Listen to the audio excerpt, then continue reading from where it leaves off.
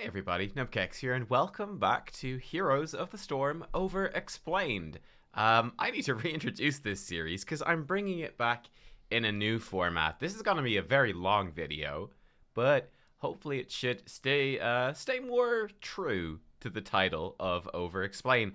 I was doing this series, obviously it was based off of Jorb's series for Slay the Spire, and I must get back and do some Slay the Spire gameplay soon, TM. Yeah, Jorbs was doing Slay the Spire runs and over-explaining things, so really breaking down the replay and explaining it in thorough detail. And that's something that I want to do here for you guys.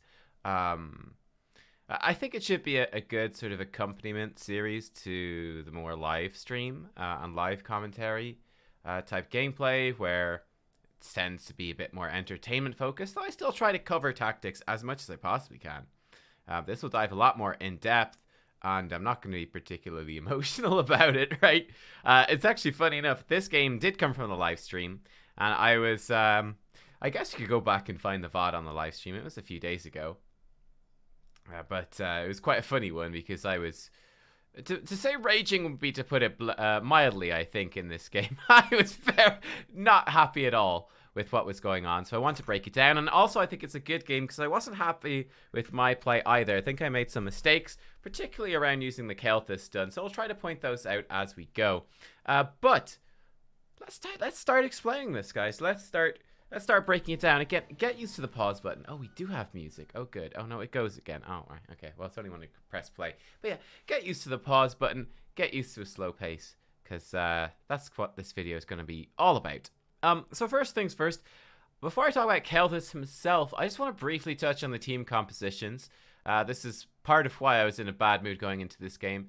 I think our team composition is quite bad. We started off, I believe the first round of picks was Kael'thas. I think I first picked Kael'thas. Then we got a Diablo white main. Not too bad. And then we rounded out the draft with a Dahaka and a Butcher. What is the problem here? Why is I raging so hard about this? The problem that I have with this is that, well, essentially you're running two solo lane heroes with Dahaka and the Butcher. And this is, I'm talking more about master level play here, or grandmaster level play as well. You know, at lower levels of play, the strategy and the coordination is so much more varied that kind of weird comps can really thrive. But generally speaking, the reason that you run these as solo lane heroes is that they lack a lot of what you would want in your 4-man.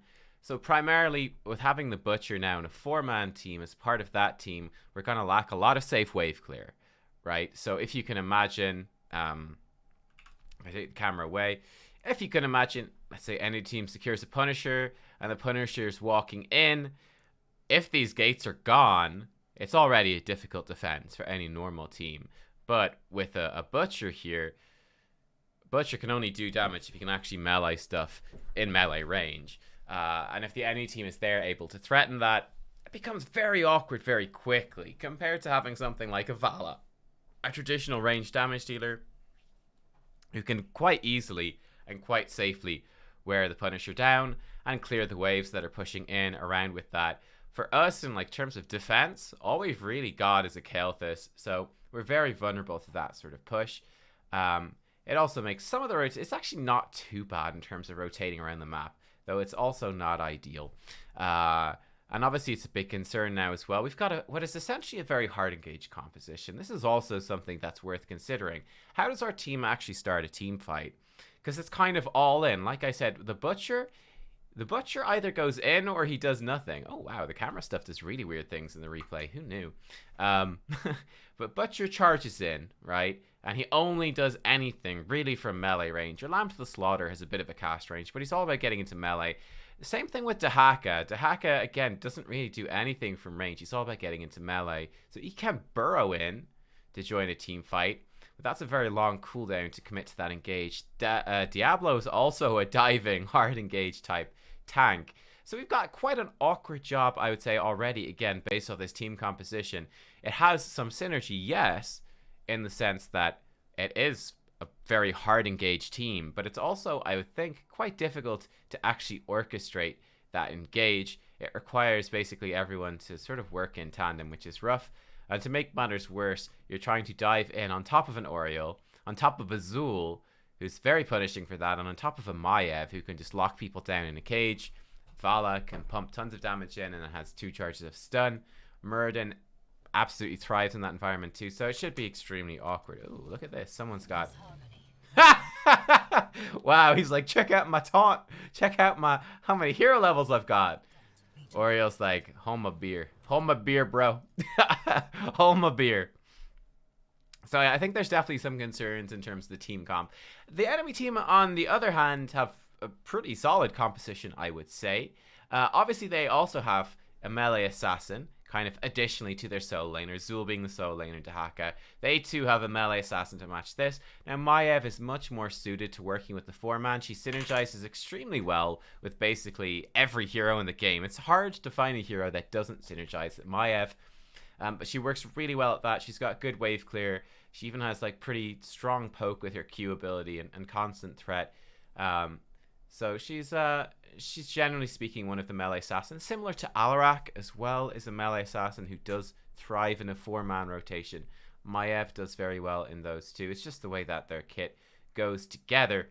It's just a bit more reliable compared to an all-in hero, let's say, like the Butcher. What are the melee assassins? Let's say Illidan as well is obviously not going to be able to function in a 4-man lane. He's going to be too bogged down by CC. So he's going to be doing a lot of roaming and map play to try to compensate for that. And that's what we should look to do as well. We should be looking to hold the lanes with wave clear from Kael'thas and have the Butcher roam for ganks, because Butcher's very good at ganking. Have Butcher again lead the charge. The charge, get it, in terms of taking Mercamps and that sort of stuff as well. One interesting thing, I obviously have chat disabled, so I didn't actually see any of this chat while I was playing the game. But here we go as the KT. Just make sure the camera is set to us here. Cool, great. So you can actually see my camera movements from within the game itself. To talk about Kael'thas, very fast. Let's break down the broad spectrum of how you're going to be playing Kael'thas. So we've got 3 basic abilities and our trait here at level 1. So Flame Strike, 7-second cooldown, 1 second, and it will explode in an area. We can empower it with Verdant Spheres, which has a 6-second cooldown. Empowering it makes the radius 50% bigger. So this is primarily used in team fights to hit multiple heroes. That's really your goal with this. Indeed, in terms of using Verdant Spheres, I'll cover these other abilities in a second. But once we get to the mid game, which is, you know, let's say level 7 to 10-ish onwards, and certainly once we get to the late game, so level 16 onwards, we're 100%, most of the time, going to be using our Verdant Spheres on Flame Strike. We're not going to be doing it early game, not much anyway, outside of team fights, but certainly in the mid game, this becomes a big priority, and once we get late game, because of talents, it becomes almost mandatory. Living Bomb then, it's a 10-second cooldown, which does 131 damage here at level 1 over 3 seconds to an enemy, and then they explode for 222 damage to all nearby enemies, and other heroes damaged by the heroes hit by that explosion get affected by Living Bomb, so they get the dot and then they explode, but it won't spread any further than that. And the big deal with Verdant Spheres with this is that it makes it cost no mana and have no cooldown. So this, in the early game, is a huge priority. This is the ability that you are most of the time going to be empowering early on. Simple reason that it's mana free. You're going to be very mana starved early on, whereas late game, it's not going to be a problem at all because of our level 1 talent. And also just the way the game works, right? It's less about attrition, more about just single big fights. So yeah, this is early game, the thing you're going to be going for. It's also what you're going to be using pretty much when you're fighting PvE objectives, usually, again, up until closer to the late game. Merc camps, for a great example, you're nearly always going to power Living Bomb against those, just for free damage and constant damage. You know, it essentially, because this makes it have no cooldown, you can just Verdant Spheres your Living Bomb every 6 seconds to have this constant damage churning out on a Merc camp for no mana cost whatsoever, which is great. Or a minion wave. And obviously, when possible, you throw this on heroes in the lane too. And then our E ability, Gravity Lapse, has a 14-second cooldown. It will stun the first enemy hit for 1 second. when we empower it, it's quite interesting. And this is definitely one of the... I guess it's one of the more difficult things to know when to do as a Kael'thas, because when you empower it, it stuns the first 3 enemies hit, and it increases the stun duration by 50%. And this is where things do get a little bit interesting with our level 4 talent. I'm going to actually jump straight into that. In this game, I was using Energy Royal, actually for the first time, which is not a talent that I've been comfortable using, and I've got very little practice on, but I do think it is the best one, and it does fit with more of a Flame Strike oriented build. The talent I normally take is Nether Wind. This improves Gravity Lapse's range by 30%, and when it hits an enemy hero, it refunds 80 mana. So the mana refund, that's just nice. It's the extra range, which is really good. And obviously, you can see this synergies with empowering Gravity Lapse with Nether Wind, right? Well, it's, you know, if you're piercing through 3 enemies and stunning 3 enemies, well, it's a lot easier, isn't it, to have 3 pierceable enemies if you've got extra range on the ability. Now, by default, it is relatively short. Can we see that? No, not here. Can I unpause the game and show it? No. Okay, but it's relatively short range. Netherwind makes it actually quite a substantial range. 30% is a very large increase. So with Netherwind, empowering your Gravity Lapse does become a pretty potent team fighting tool. With Energy Royal, not so much. Not so much. And you can see the idea here is that whereas with Netherwind, I feel like you're pulled a bit towards empowering Gravity Lapse more often. Energy Royal just flat out reduces the mana cost, so it's basically the same thing because you assume you are going to hit people most of the time. This gives slightly more mana, but you have to hit a hero. This just flat reduces the mana cost. Fairly interchangeable, to be honest. But this, if you hit a hero, you reduce the cooldown by 9 seconds. So instead of 14 seconds, it becomes a 5-second cooldown, which is a massive deal. I do think that Energy Royal is probably better, though it does make the stun a lot harder to use. Obviously, you're a ranged assassin. The stun has a travel time. It becomes a pretty difficult skill shot. You know, it's a difficult enough skill shot to land without overly compromising your position, because you don't have any mobility as Kael'thas. But this will really let you punish melee heroes, tanks, and just spam out those stuns. And again, the idea here is that, well, so long as you're hitting heroes, it's totally fine, and you're not too worried about empowering it, right? You're just going to fire it off as often as you can and save that empower pretty much exclusively late game for the Flame Strike. So I think there is good synergy there. Looking at the mana, looking at the talent build, Mana Addict being the first talent we take here. This is what really builds in to the Kael'thas and builds into what I've been talking about here. So we do take the Mana Addict talent at level 1. Gathering a regeneration globe increases Kael'thas' maximum mana by 15. After gathering 20 globes, Kael'thas can activate Arcane Barrier to gain a shield equal to 100% of its maximum mana for 4 seconds with a 45-second cooldown. You can see by default it's at your number 1 key, and it's up here. You can see the quest is tracked down here. This is phenomenally strong. It does 2 really good things. Number 1, again, it basically makes mana a non-issue once you get to mid-game. You basically have unlimited mana. It is that strong. And then the reward is also phenomenally good, which is giving you that mana barrier. It makes it extremely safe. It gives you a ton of protection and a ton of survivability. And it's one thing that definitely sets Kael'thas apart from some of the other ranged assassins, is that you can pop this big chunky shield to, you know, just essentially try to survive through some burst damage or some long range spells thrown at you by the enemy team, whatever it happens to be. And it's a very important tool in your kit once you get mid to late game. Level 4 then, in this game we're going Energy Royal. Again, I feel like Netherwind is just a lot easier to use. It's a lot more beginner friendly for sure. I think Energy Royal is better, but it's a lot harder to use, and it does require melee heroes to hit essentially. But the amount of stuns that you can throw out, I think, makes it worthwhile, and it synergizes with the rest of this build. At level 7, we're going to go for Burnt Flesh. When Flame Strike damages 2 or more heroes, they take additional damage equal to 8% of their maximum health.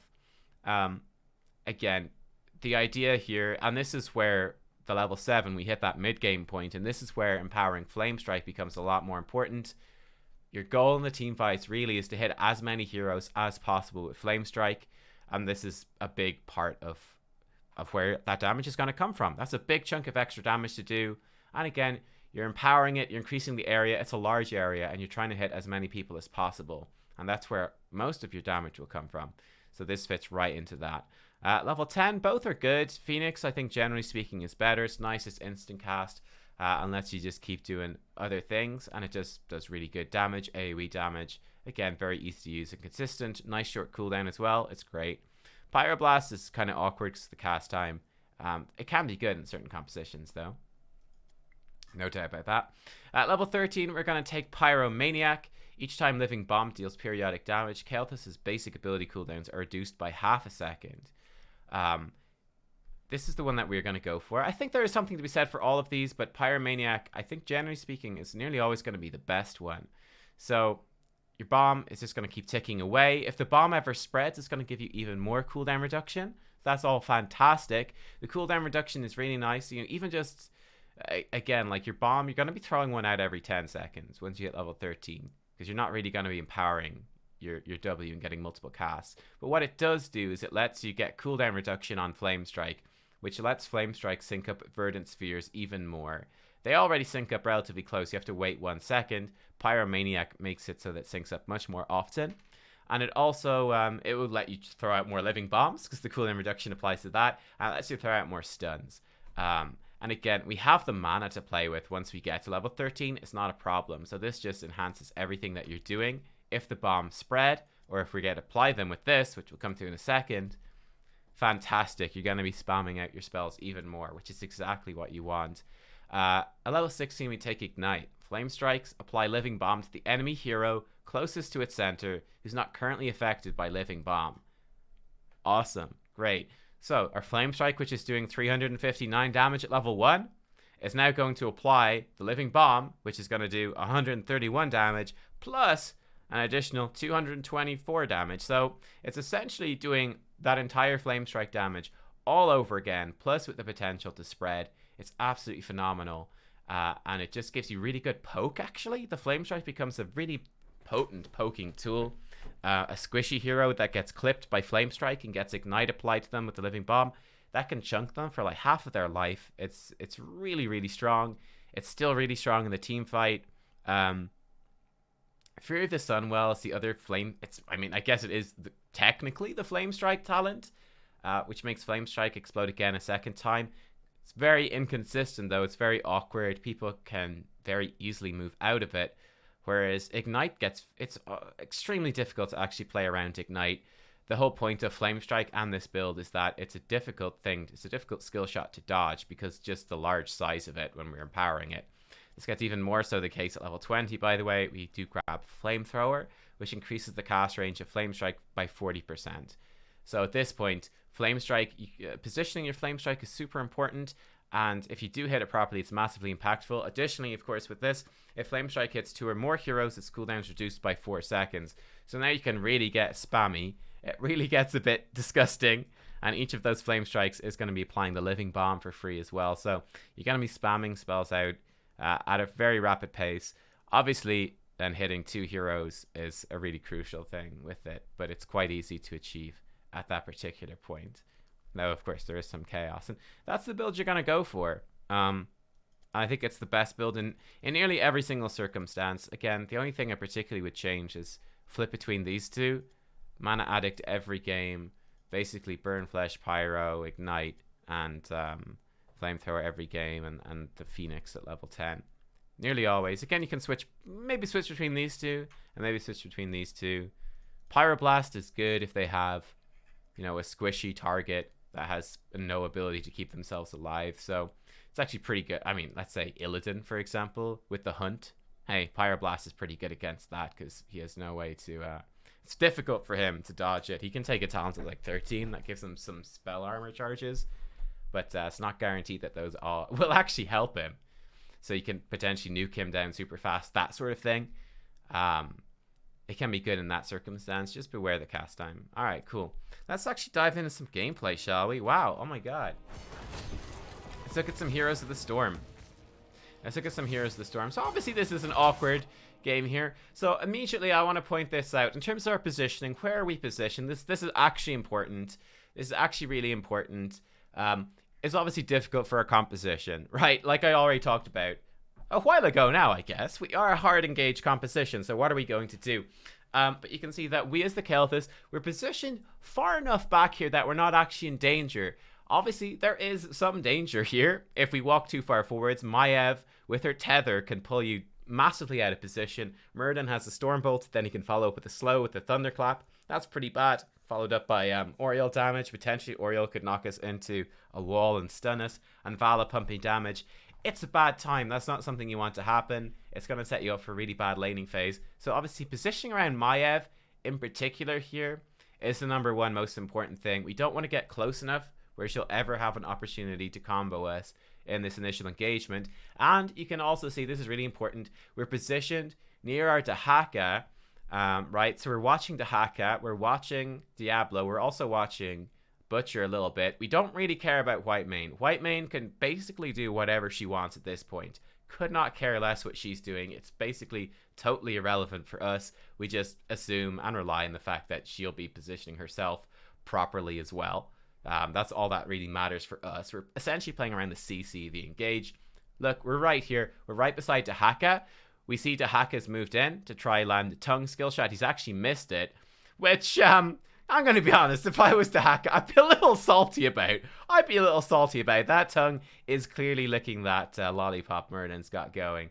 That's clearly gone. It even looks like it's going through the lollipop, to be honest with you. But we've empowered our spheres and we're ready to follow up with some damage. One thing I didn't talk about, which is actually important, is in terms of single target burst damage.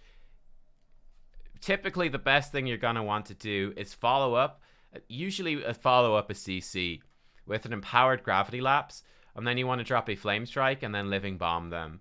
And that's typically, again, the order is you press D into an E, then you Q, and then you W. The order is important because, well, you want the empower stun because it gives you an extra half second on the stun. And that's going to be worth a lot more. That extra half second is half second where they can't do anything and where your teammates can capitalize. So in that sort of single target pick situation in the team fight, that's going to serve you best. I mean, increasing the area of Flame Strike doesn't do any more single target damage. You can't put a living bomb back on for 3 seconds, which is like an eternity. So yeah, it's just not very relevant in a single target burst pick off situation, whereas getting an extra half second stun is. Then you do Flame Strike to put it under them, so guarantee it lands. You can easily land Flame Strike, by the way, under a normal Gravity Lapse. In fact, that is what you want to do very oftentimes, is fire the Gravity Lapse and immediately drop the Flame Strike under where you're intending the Gravity Lapse to hit, because it stuns for 1 second, this explodes after 1 second, bam, guaranteed Flame Strike hit. And then you drop Living Bomb afterwards, because, well, I mean, it's doing damage over 3 seconds. It's more important, of course, to press Flame Strike first. If you press Flame Strike too late, they might, you know, like if you press W and then you press Flame Strike half a second later, and you're only stunning them, if he wasn't empowered, let's say, you stun them for 1 second, you press this, half a second later you press this, you're giving them half a second to get out. A hero like, let's say, Li Ming with an instant teleport can get out. That's not good. That sort of thing. But here we're ready to fire our stun. Now, of course, he missed his tongue, so we're not going to. But you can see that's what we're looking to do here in this early game, in the lane. That's our goal. And it's very important that we do. What should the rest of our team do in that situation? The Butcher would be ready. If we do, the Haka does land a stun, and I land a follow-up stun, the Butcher should immediately charge in. Diablo immediately move forwards looking for that, and Whitemane just doing healer things, essentially supporting the team. So yeah, that's what you're looking for. Again, here we're looking to sort of just harass them down. We went a bit crazy with our mana spending. The Butcher's gone top. Now, the Butcher going top is very unusual. They did get a lot of damage out onto the Zul, though, which is somewhat worth it. Okay, so we already have a million things happening here. The typical rotation you're going to see in Master, I think someone even said it in chat. Yeah, like that. You're typically going between mid lane and bot lane, right? Typically between mid lane and bot lane. So you want to clear the minions quickly so that you've got good map position. They don't have vision of you, and it pushes in the lanes. It forces them to go to it, and you get vision of them. So you know where the enemy heroes are, and you can play around it. You want to be taking the Merc camps where possible down here. These Merc camps up here, you want to time around objectives. So we'll talk about that when we get to it. But it's not a priority early game at all to do that. This lane is very far away, so it's not a big priority. Now, that being said, the Butcher went up top to gank Zul, and I think that's actually totally fine. It's actually what the Butcher probably should be doing quite a lot, is looking more for PvE objectives and look more for ganks. Because then just, again, like, all the Butcher does is he either he walks at the enemy team and they really don't care. In fact, that's just a benefit to them. Or he charges, and again, charge has a big animation and he has to actually charge in. If the enemy hero just simply walks away, they're going to just outrange the charge most of the time in the lane. So he's really not going to do anything in the lane. It's quite awkward. So looking for these ganks is something they should do. Now, you can see they did overextend. They did overstay over there after their gank was unsuccessful. I mean, well, it was actually a successful gank, I would say. They got Zul low. Zul went back and he tapped as well. Now, they have continued. They stayed up in the lane. We pinged danger by that. You can see that we did that as well. We let them know that, yeah, you should probably watch out because I can see you're too far down the lane right there. But they're going to get caught out and get a bad trade, which actually leaves us in. We'll leave them in a pretty rough spot. I'm just resetting my camera to my camera. You can see we're just doing stuff there. So ping Vala as she goes in. Again, just hit her with our living bomb for some poke damage. Popping that there, kind of between the Vala and the Oriole. That Flame Strike probably wasn't actually that good. Good stun by her, though. You can see, again, in these skirmishes, what we're trying to do, we're trying to land key stuns. So we stunned the Vala when she was threatening our backline there and they didn't have any cooldowns. We're just putting the living bombs on these heroes, basically on cooldown. What we attempted to do is a Verdant Sphere Flame Strike between them, hoping to catch Vala out as she ran back towards her healer. She didn't. She outplayed it, or I positioned it badly, or both. Ended up being essentially a waste of mana for me. We didn't do any damage with it, so that was bad. And you can see, again, we're using the Flame Strike for fast wave clear, but you can see we do burn through our mana fairly quickly. And we're looking for these rotations. So now we can see things have gotten a bit awkward in that Dahaka has come down here and he's sort of double soaking, which actually isn't that particularly useful. And the Butcher's still up top lane, which is a bit rough. So what we'd want to see here is for the Butcher to come down to us, right? Again, this is the point. Typically, what you do, the typical rotation for Infernal Shrines is you clear mid lane, you come bot lane, you clear bot lane, you clear mid lane again, and then you take your camp. That's roughly speaking the timings that you're looking for. The camp spawns too late to make it worthwhile. Like after you clear this out is usually the time, and then you pick up the soak, etc. in the other lanes.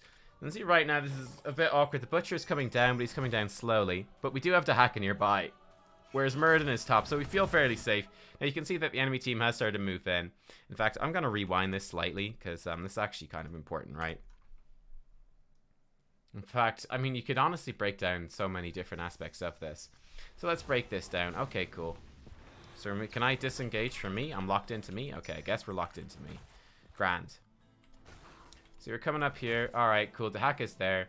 Alright, so again, what's happening here? We know we want to take this camp. The Butcher should be on his way. We know Muradin is top. Dahak is also here. At worst, this is a 4v4, right? Because Muradin obviously does not have a cross-map teleport like a Dahak does, for example. So he's not going to get here. At worst, it's them. So this is why we're going on to this camp. Butcher should be on his way down, and Dahaka is close enough to roam as well. Now, we obviously... Okay, so this is important too. It's actually good positioning here from the white main. She's covering this. She's giving vision, right? She's giving vision to make sure that this invade isn't coming. And we're moving back as the Kael'thas because, well, we don't want to get comboed. We want to be in a good spot to fire off our spell. So this is actually good positioning from the team. Diablo is tanking the camp. White main got vision, etc. The Butcher rotation, I do feel like, is a little bit slow. And this isn't great. It's scared on the camp. So they've engaged on Zul, which is pretty bad. And over here you can see it's a strong engage from the enemy team. Alright, so there's a lot going on there. You know what? I'll play back the team fight and break down that aspect of it as well. I'll just cover my vision here. It's a good invade by the enemy team, though. You can see Muradin has come down to help the Zul. 3 of them are low. We're still looking to engage. Okay, so here's the thing. Why are we still looking to engage here? Why are we still pushing forward? So the enemy team not win this fight? Well, we'll break down that fight again in a quick second. But again, the reason we want to push in here is, number one, this is defender's advantage. We were able to tap our wells. And we also know that there's 3 of the enemy team right here. And we just saw Muradin and Zul over here. So if you look at the minimap, it's actually a preferable position for us, right? Our 2 heroes are actually in between their 2 heroes and the team here. So they're coming in from that side. And yeah, Muradin and Zul essentially are cut off from their team, making us, essentially means we outnumber them. Plus, with the advantage of the well guaranteeing value, it's pretty good. That's a really nice move from Diablo right there, actually. You see, Muradin has come back around, but Zul's gone top lane. Butcher charges in.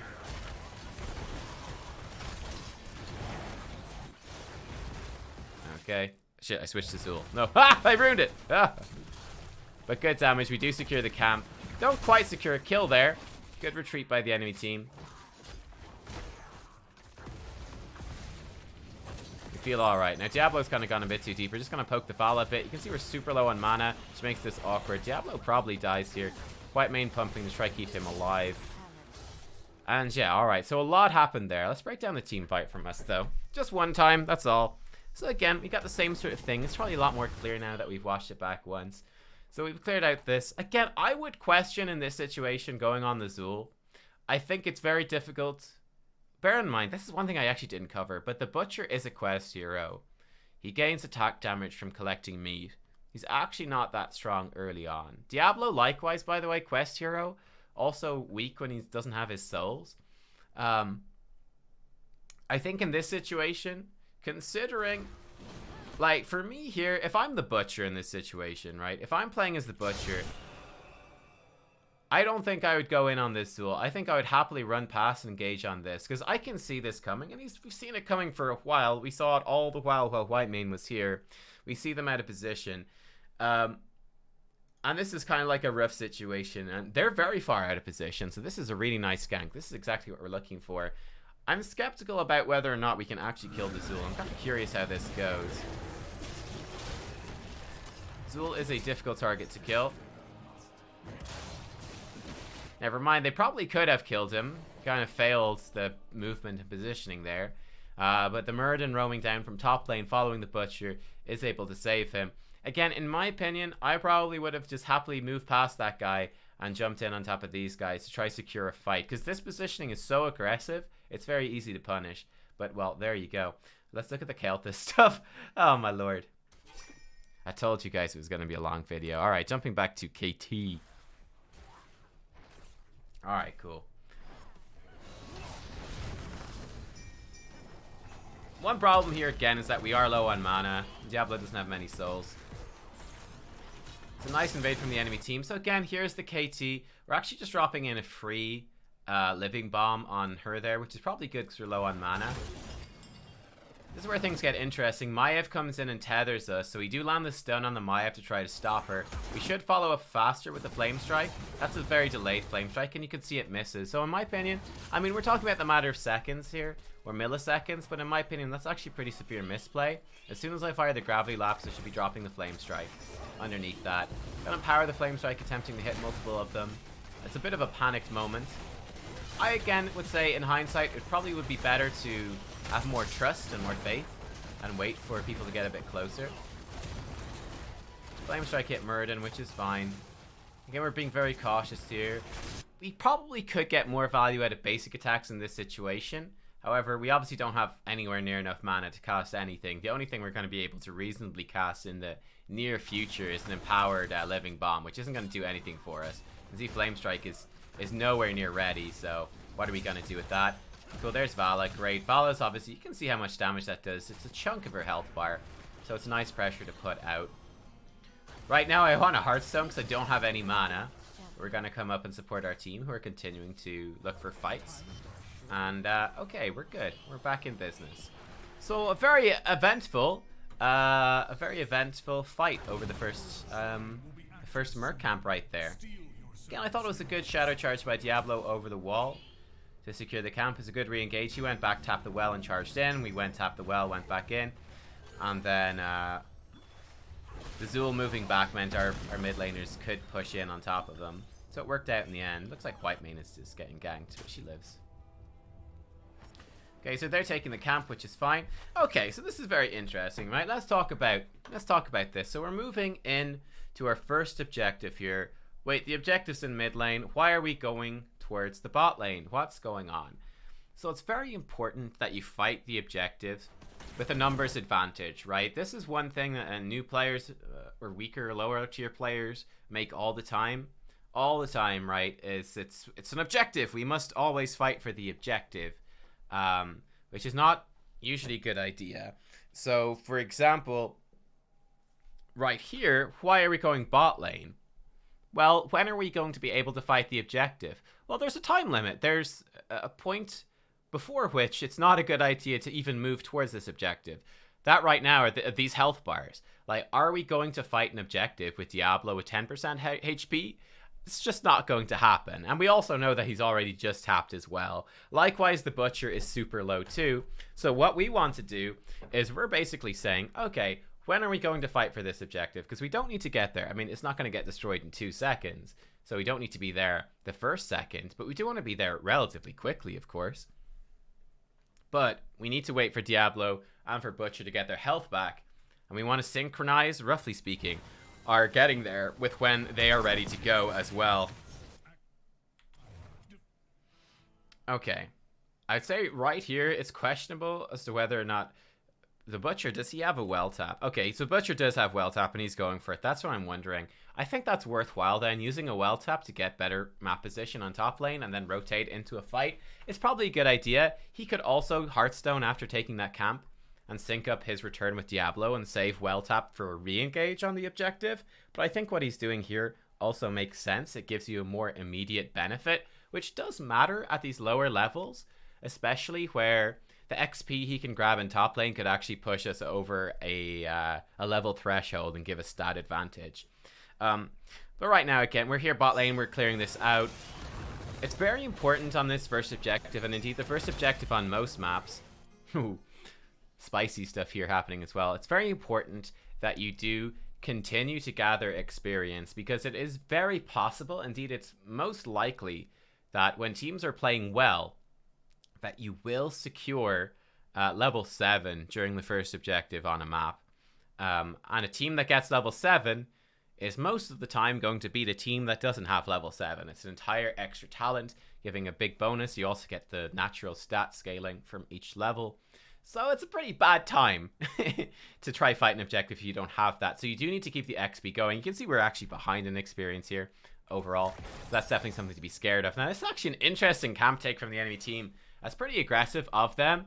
Obviously, you know, they see Dahakas in mid lane, and they know that we took our camp, and that we want to take our camp, because again, it's obvious that you want to take your bruiser camp going up to that. They almost actually caught us out there. I wonder if Maiev maybe could have. I wonder if she could have, because obviously the expectation, which is the correct and standard expectation, is that they would be taking their bruiser camp instead of taking this bottom camp. The bottom camp's really not that good. It's not going to do that much, whereas the bruiser camp has a large impact. And they could potentially have got a kill on us right there. There's the Murden, which is good for him. So this is a mistake right here, missing the stun. So obviously that's really bad for me. That stun should have hit the Oriole, and it should have hit the Maiev as well. That's really bad play. So we end up taking more damage than we should have, which isn't good. Diablo looking to engage here is a pretty bad idea as well. We can play it pretty chill. Again, right here, I think this is not great play by the team.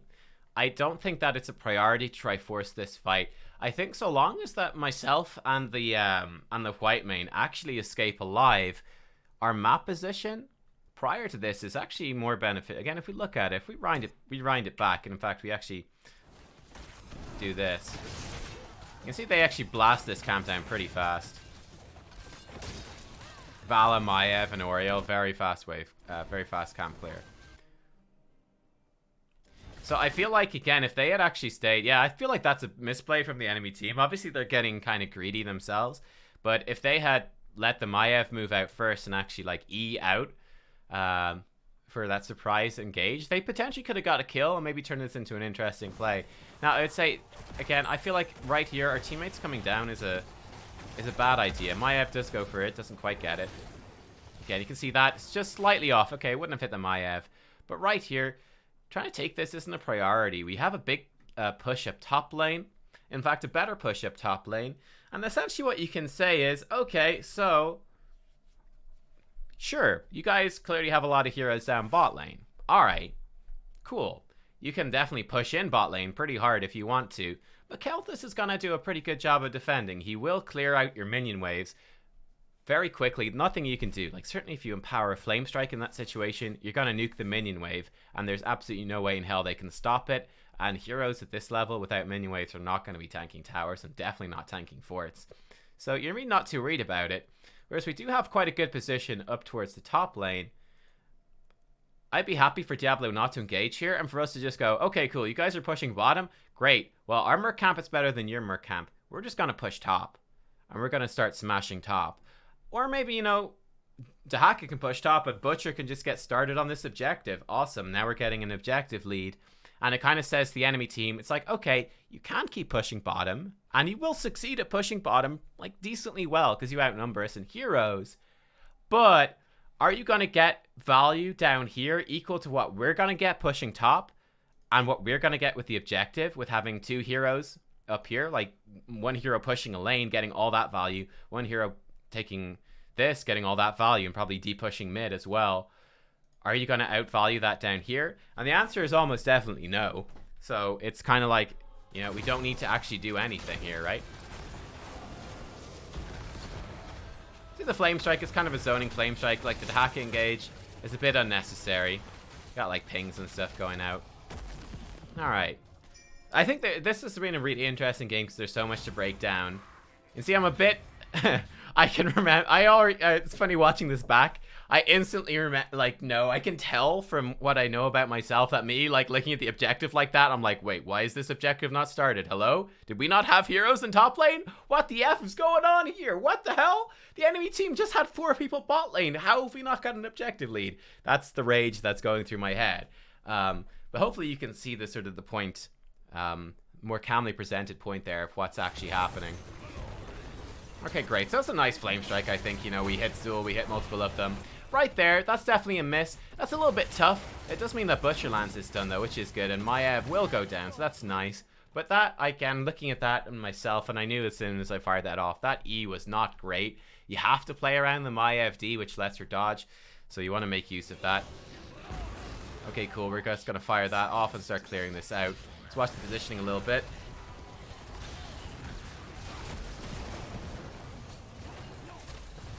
Bit slow again there in the flames. So you can see right there, trying to consider the options, and that's a bad mechanical play. Where we fired off the gravity lapse, we dropped the flame strike too late and it didn't hit. So that's not good.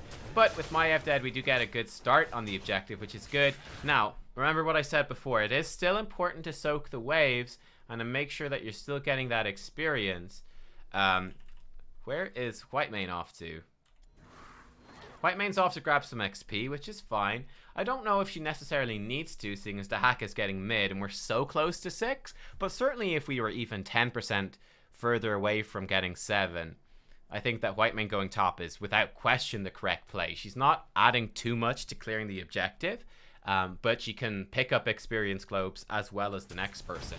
That's important. So we do need to get level 7. There we go. We've got level 7. Now, bear in mind, moving into this right now, both teams are equal on levels. Maiev has respawned. It's very early in the game. So now we're essentially going into a full 5v5 in the objective. Thanks to getting the kill, it let us catch up on experience, and it let us get a lead on the objective. But we're nonetheless fighting at something of a disadvantage now at this point, I would say. My Whitemane is overstayed in top lane, which has let the enemy team get big position on this, which isn't good. Dahaka going on to Vala and not having a great trade, to be honest. Butcher's diving in as well. Maiev splits this up. Maiev getting so much value on her resets here, absolutely chunking the team. I would say, looking at that team fight, well, again, we'll play that one back. That's a lost team fight for us. That's a big lost team fight. Well, let's just let this play out the full way. I'm going to tap this for mana, go back in. We can take the time to tap because the enemy team is still at like 19. Once they get above 30 is when it's very scary. Very scary. Okay, so at this point, we've got more people gone back to tap, and now the enemy team has gotten ahead enough that this is gone. We don't have the position. Like, Butcher is not there, so... Are we going to fight this at this point? No, it's not happening. So the objective is over. Okay, so again, let's replay that. Again, this is what I'm talking about. You can see if I open up the map, you see Maiev is coming. This Whitemane rotation is a little bit slow. Okay, she went back. Wait, what? What happened right there? She was on the way. So Whitemane goes up. She gets the globe. We've got 7. She's on the way. She turns around and goes back. Okay, that's a massive mistake. It looks like a small mistake. That's actually a massive mistake. What did those 3 XP globes she went back to pick up give us? It gives you a little bit more of this line. What does this little bit more of a line do for us right now in this objective? This does nothing. It's meaningless. As soon as we've hit level 7, this objective is getting taken at level 7. End of story. There's no way that this even stalls out to level 8, let alone something significant that gives a talent tier. There's no way. So that's a waste of time. Whereas at the same time, the enemy team is pushing in. So that actually puts us at a... That's actually a big mistake. And you can see that even that little positioning move, it makes it so that the enemy team has loads of time to move in and get position. Now, in my opinion, from watching that team fight through the first time, it's a big case of over-diving right there. It's like, yes, Dahaka gets the Vala here in a decent position. I mean... He's actually used his tongue. He doesn't even have it. There's no way that we should be going in on this Vala. And what it does mean is that Vala is zoned out, and it gives us a good position to engage onto this. But right now, I think essentially, like, obviously it's correct for us to move down here and support Dahaka because he went too deep. You can see, like, the Diablo charge doesn't stun her against the wall. I mean, how could it? It's not possible to do so. He knocks her back. That gets that, but, I mean, the enemy team is there, right? So we're just walking into all of their stuff.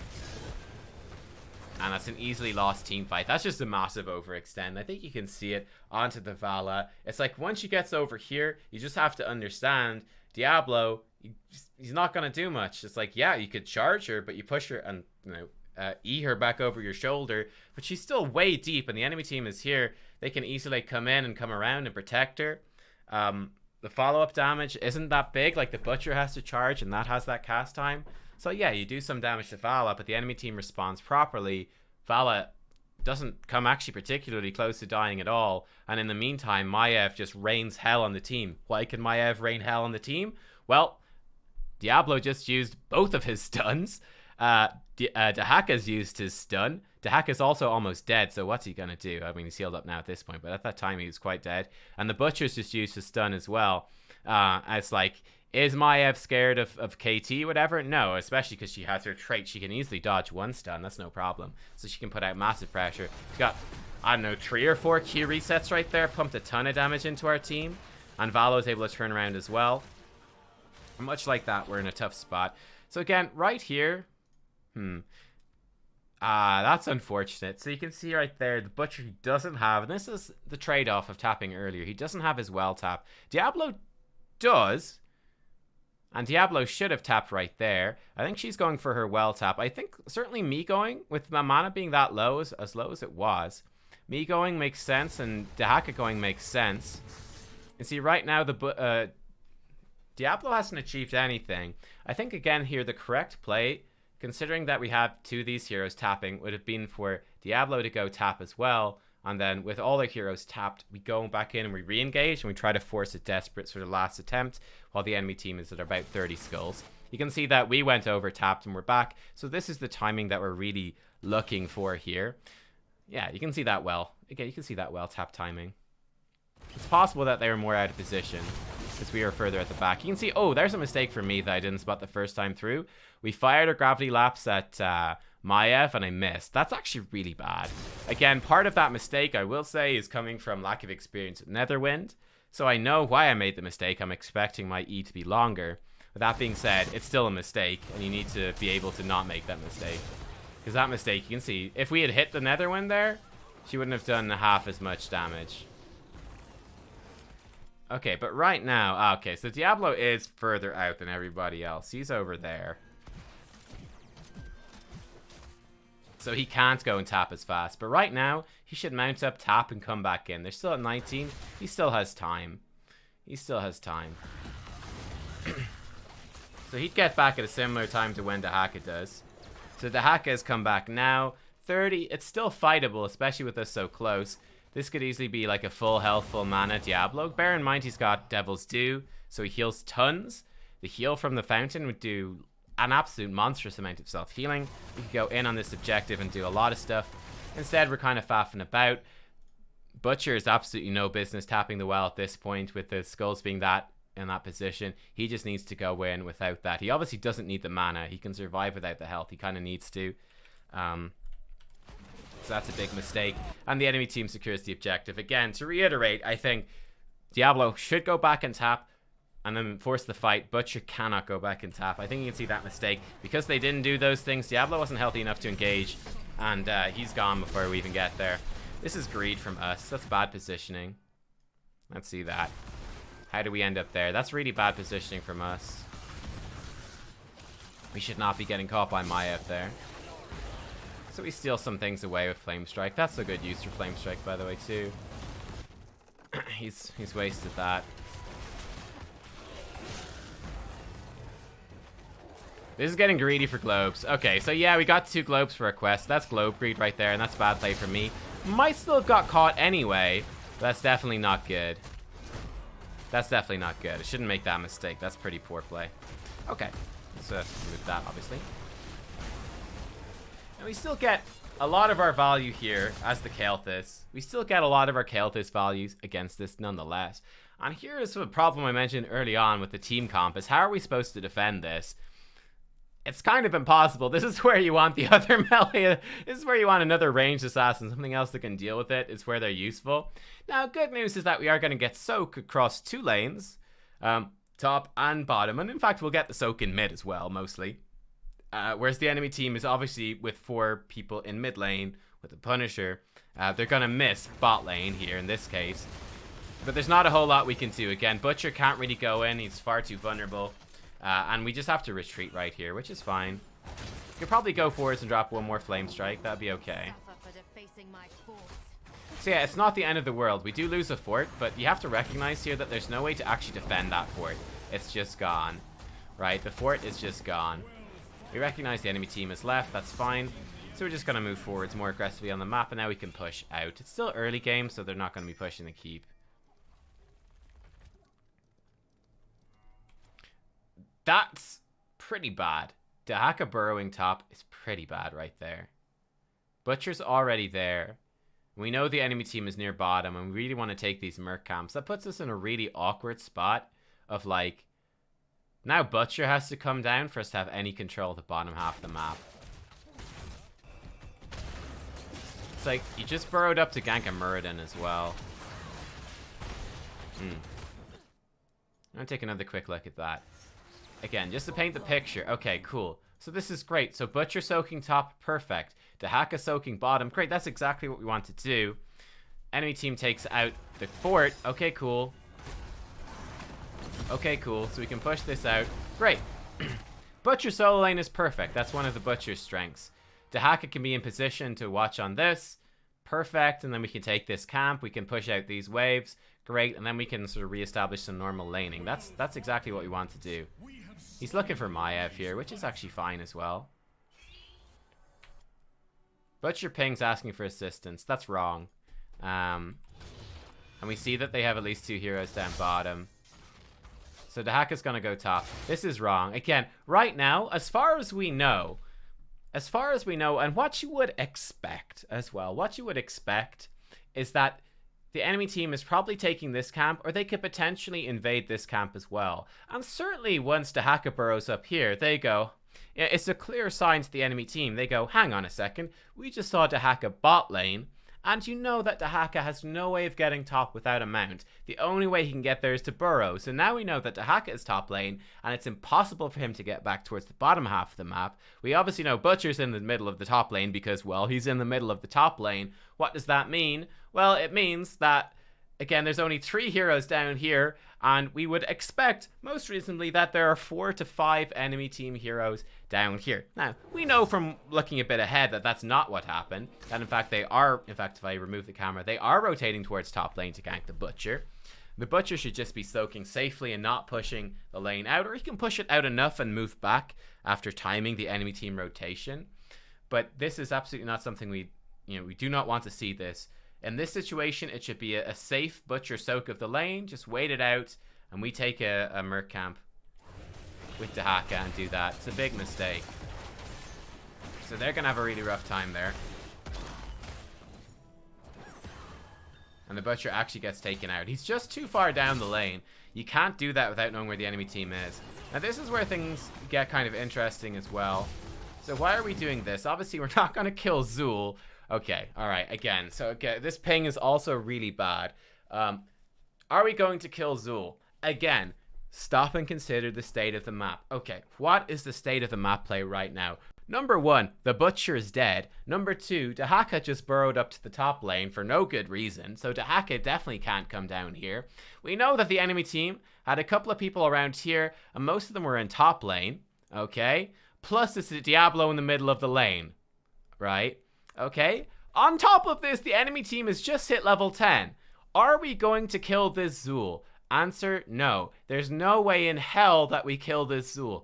Diablo, like, what's he gonna do? Like, he's literally just walking at the Zul with his E. He's never gonna catch him. It's not gonna happen. And even if we do catch him, our ability to kill this Zul is not high enough, right? It's not, our single target burst is not good enough with a Diablo Kael'thas and a white mane against a Zul who has bone armor, against a Zul who can slow attack speed, who can root, and who can even, like, just grab his 10 and drop a bunch of skeletal mages slowing us on top of us. And he can easily have his team rotate down. This is kind of suicide. What we've done here, and I think this was the correct call here, what I'm trying to do here is that, okay, well, we know that the enemy team, just for, again, and it's a weird call by them, I would say, is that they sent a bunch of people up top lane to gank the Butcher. I think they get away with it because the Butcher is overextended, but they probably shouldn't have done it. So we can capitalize on that and try to make a play down bot lane. So they're going to try steal this camp. Actually, in hindsight, I think stealing the bottom camp would be better here. And see that? Okay, Diablo's over there. So we're trying to race this. Good play by Muradin, and we're going to get caught out. Good cleanse by her. Stun, Flame Strike. A little bit greedy, perhaps. We're able to get away with it. Vala does some decent damage there, but we walk away. Okay, so they steal the camp. Again, we're expecting them to steal the camp. I think it's, I was mentioning this actually when I was playing it live. When I was going to take the camp, I was like, okay, this is a risky thing. We're in an awkward map position. There's no way we can fight the enemy team. There is the possibility that we race the camp and take it before they arrive.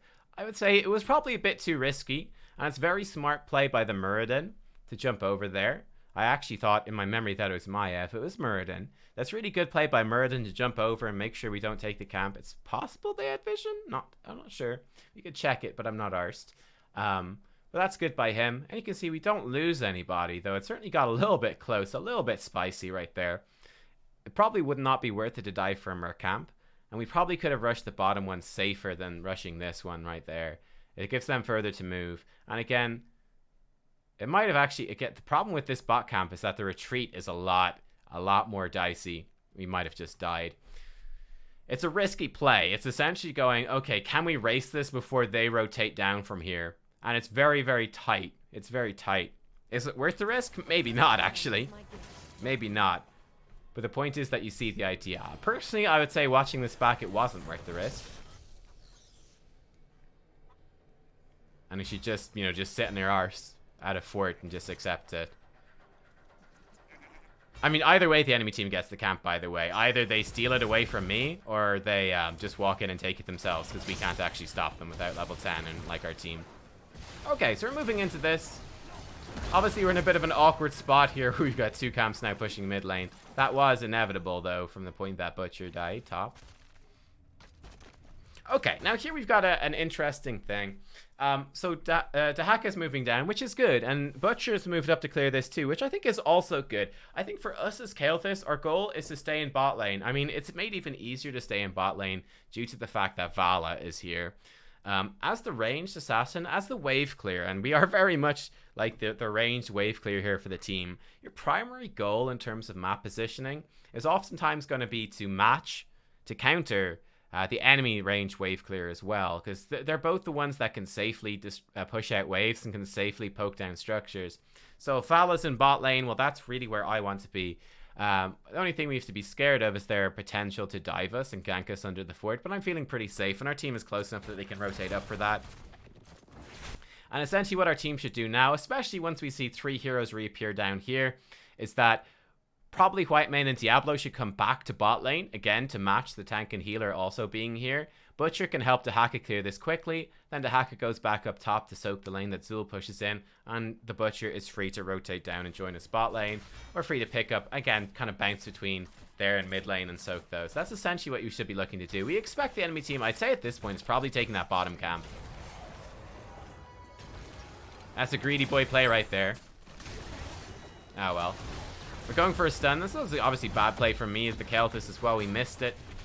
But now at this point, I mean, APOC is down, which is a massive team fighting tool, so we're not expecting to get too much. I think Dahaka burrowed up top to try to get on top of Zul. Let's see how that goes. How did it go? Hey, relatively well. That's, again, this is the correct play from the Butcher. This is really good. This is exactly what the Butcher should do in this situation. If we look at bot lane, what is the state of bot lane? What you have to recognize is, okay, well, hang on. We've got a Kael'thas here, and we're protected by a white mane and a Diablo, and the fort is still relatively healthy, and it's still difficult for them to organize a dive onto that fort. Can we clear these waves? It's the strength of Kael'thas, the ranged wave clear, burst wave clear. That yes, we can actually stop the enemy team from pushing in. It's not a worry, right? It's not a hassle, which means that the Butcher is free to rotate, and that's what the Butcher is really good at doing. He's a phenomenal ganker with his charge and Lamb to the Slaughter. Phenomenally strong. Where is the enemy team right now? So they are moving up to try to counter that as well, which is again what they should do too. It's a good gank. Our teammates should back off now. Again, there's not even anything to stay in the lane for. This is overstaying. This is so greedy right now. He's gonna get stunned. Pull back. That's massive greed, massive overstay. So again, just as Butcher is able to move up and respond to that gank, you have to expect on the enemy team that Maiev is able to do the same thing. And you need to respect that in position for it. So they get caught out and take a bad trade. You can see for us, we clear out bot lane. When we see the enemy team has moved up, we move up and clear mid lane as well. Now we do need to get 13. Again, much like the first shrine is about 7. In fact, there we go. He's saying get 13. That's also correct. But much like the first shrine, getting to level 7 and then fighting for it with 7 was important. It's the same thing here with this shrine. It's a bit awkward to get this. And that being said, I would say, again, looking at this position right now, it's a bit awkward. Like, right now, I would say what a map position should be is Butcher and Dahaka should be under this fort, and they should both be full health. So our entire team should be full health, and Zul should still be dead. So we should be able to actually do things pretty efficiently. I guess it's not so bad in that Butcher can Hearthstone at that particular point, so that's okay. This is where I really start to rage. Watching this. This is terrible play by the Butcher right now. This is so bad. Okay, again, I've already talked about the strengths of, like, the Butcher as a roaming ganking hero and the strengths of Kael'thas as, like, an AoE wave clear hero. Let's touch on the strengths of Dahaka. What is Dahaka's strength? Dahaka's strength is this, Brush Stalker. He's got great wave clear, and he has the global ability. Alright, he's got a global ability. Right now, we don't get... If Butcher is down in bot lane with Dahaka, we don't get any extra experience. It's not like they can both pick up XP globes and it doubles it. No, no, no. One hero can pick up the XP globes just as well as 2, just as well as 3, as 4, as 5. Right? Dahaka being bot lane is more than enough to get all this XP. And Dahaka can easily move between the two of those and get this XP. The Butcher should really be up here fast clearing this, pushing this out. We move on to the objective. Dahaka is able to gather the XP, and Dahaka is then free to burrow in. But we should get an early lead on the objective because the enemy team, they do not have a hero that's able to do that, which means that for them to get the XP down bot lane is very, very difficult. So we can actually catch up on a lead like this.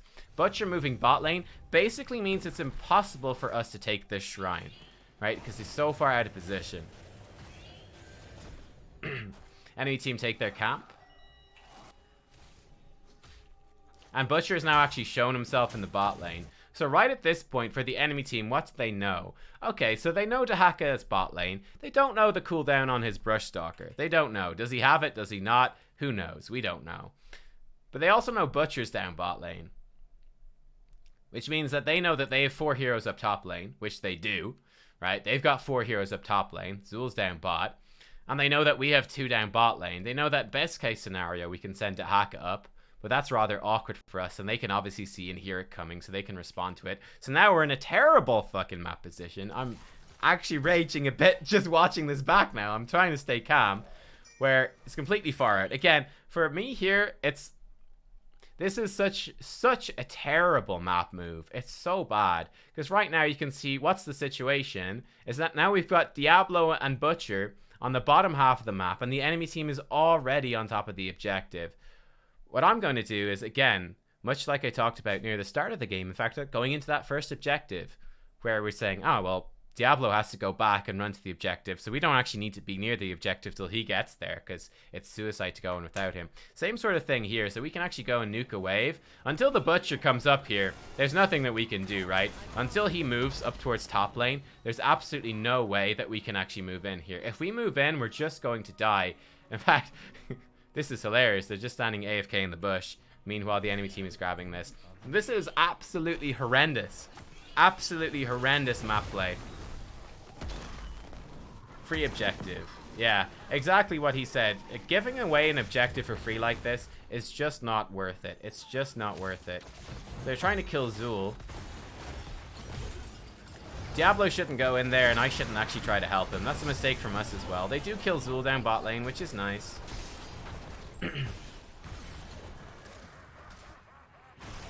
Okay, I'm actually going to do like a video on split pushing at some point, because split pushing obviously is a viable strategy.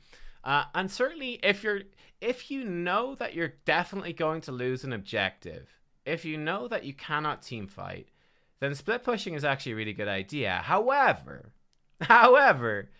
in this game, going into this objective, we're both at equal talent tiers, both our team comps are quite functional, and in fact, we have a map advantage because we can have Dahaka split soak or even split push and then burrow into the objective if they send anyone to deal with him. So we actually have an advantageous position. When you have an advantage, it's definitely not something that you throw away. So that's definitely an objective you want to fight for. And the value that they can get in killing Zul and pushing down bot lane is not going to outweigh the value that an enemy team can get with an objective. So it's an absolutely massive mistake. That being said, so Diablo obviously shouldn't have walked in there. That's complete suicide. Like, we know for a fact, like, literally at the time, we saw that Butcher and Dahaka were fighting Zul down bottom. So we know that we have 3 heroes here at most. The enemy team has 4 heroes here, and they know it too. So they're obviously going to turn around and kill us. There's no way Diablo should move in. I also made the mistake of going in to support the Diablo. I don't know. It's sort of the sort of thing that you have to do by default, by reflex. You need to actually, like, have teamwork and work with your team. So when Diablo goes in, you're supposed to go support him. That being said, it was obviously stupid, and it got me killed as well, which is not doing us any good whatsoever. So yeah, I think it's definitely an interesting one. But again, the main thing for you guys to understand is the map play here. What's going on? How does it work? But yeah, giving away a free objective like that is it's an absolute travesty. It's absolutely terrible map play. Terrible map play. That should never happen. It's the correct, again, if we were losing, like if we're behind, if we're only barely level 12, right? Okay. So this is a situation where it works. If we're just barely level 12 and the enemy team is 13 and we're going, shit, the enemy team is going to have 13 for most of this objective. Can we even fight them on an even talent tier? So again, in that case, rather than going into it with an advantage, in an advantageous position, you're going into it at a disadvantageous position, right? In that situation, then this is actually a really good play, because you're going, okay, well, do we actually, want to have Butcher top and Dahaka burrow in and fight 12 versus 13? No, we actually don't want to do that. That's a bad idea. So in that situation, then actually doing like a split push gank thing on Zul is actually really good. But not in this case, where the opposite was true. Where, yeah, the enemy team was slightly ahead, but we had the soaking advantage in global. They've destroyed one of our fortifications. And again, you can see, what value did they get? Bot lane, almost nothing. Diablo was tilted. And again, honestly, I don't know. Like, okay, on the one hand, I can absolutely understand, because I was absolutely fuming. I was you guys can tell probably from some of the camera flicks I've done and stuff in this game. I was absolutely frothing at the mouth during this game from the map play that was happening, right? Absolutely frothing at the mouth. That being said, I think just walking into the enemy team to suicide as Diablo there is pretty bad. I can understand being tilted. I'm not quite sure I understand walking in as the tank into like a clear 3v4 when you've no chance of taking objective and dying. That's pretty terrible. But anyway, it's a good stun. right here, I would say watching that back, I should be quicker to pull the trigger on the stuns there. I'm holding onto it for too long. I'm just going to pull us in. Get some damage out.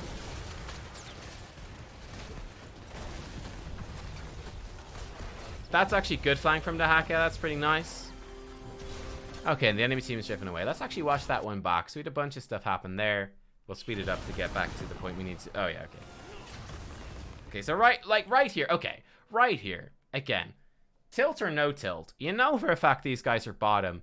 And again, remember what I was talking about with the objective. Once a team gets like above 30, it's very difficult to actually take it away from them unless you're also around there.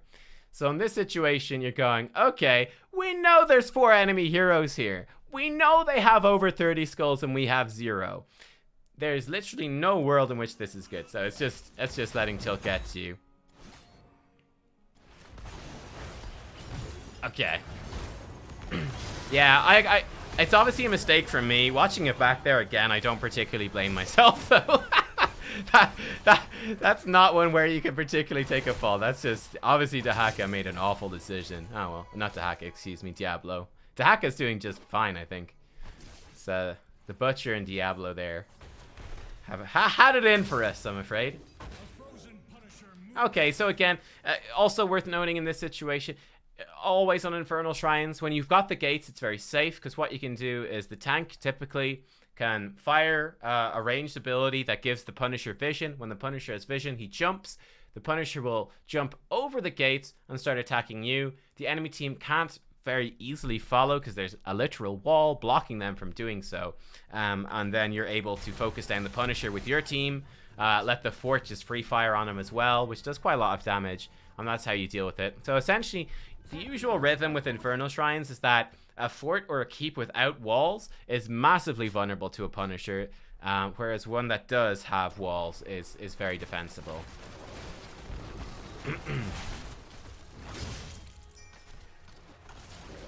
So the Haka is split soaking here, which is the right choice. And again, you can see one of the problems with the comp.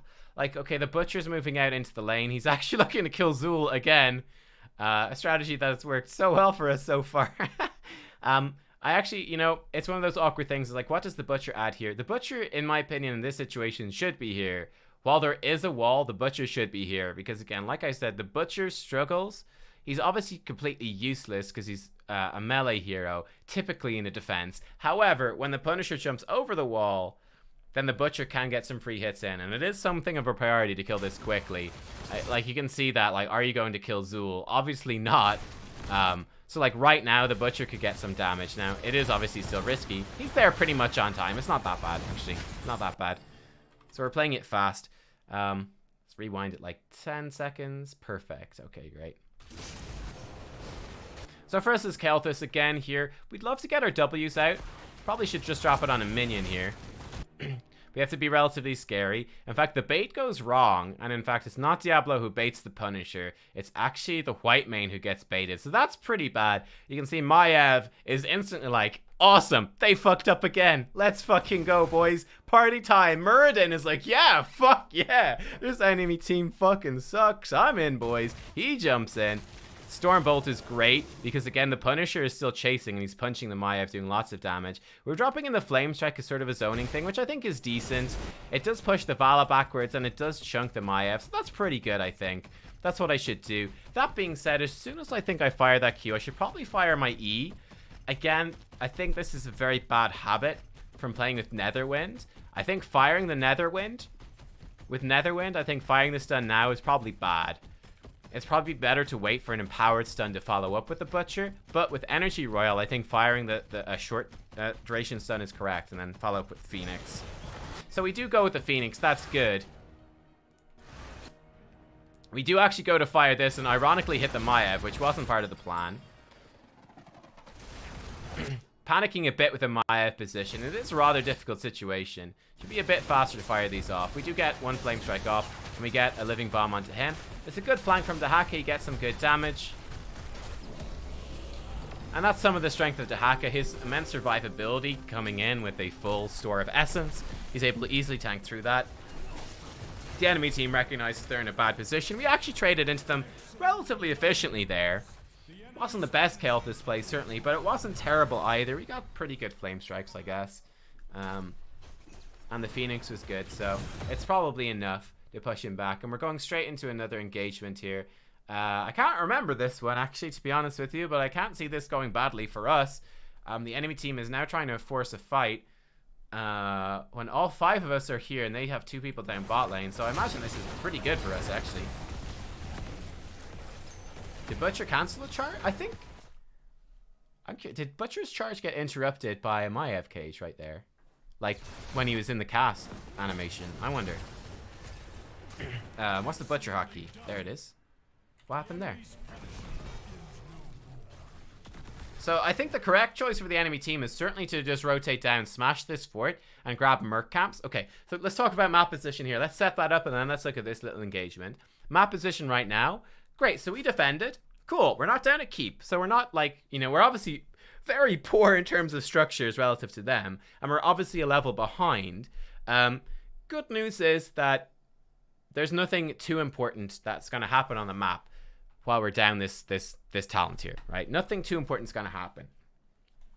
We will be able to get to 16. We will be able to fight with equal talent tiers against the enemy team on the next objective. That being said, we're going to be down on levels, you would expect. So we're going to be down on stat scaling. It's going to be a tough fight. And we're obviously down on structures, whereas they're going to have structures to retreat to and give them vision. They're going to have wells that are easy for them to reach and tap for regen for this fight. It's going to be tough, but we have a fighting chance here, and we don't have to worry too much about split push. In fact, even if we do go down one keep with the Dahaka, having a global, we're actually not too badly off. Like, he can easily clear that out and burrow in, right? It's not too bad.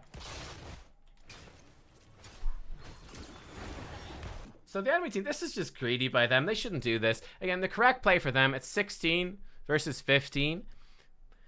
Either they all push as 5 in mid lane, which is okay, and just like try to open up the gates, right? Just try to smash the gates and set it up for a keep destroying Punisher and possibly game ending Punisher. That's fine. But what they've done here is a really, really bad play. Again, another classically terrible play, which is 2 of them have gone down to push bot lane, which again, I think is totally fine. It's a good call. But if 2 of your heroes are pushing bot lane, you definitely don't try to force a fight with 3 heroes in the mid lane. These guys can't get to it. You're setting yourself up for a horrible time. Again, they could easily take bot lane, just grab literally all the Merc camps, and then look to like push stuff down, smash gates, that sort of thing. Oh no, he just didn't charge. He just didn't look at the minimap. Okay, bummer.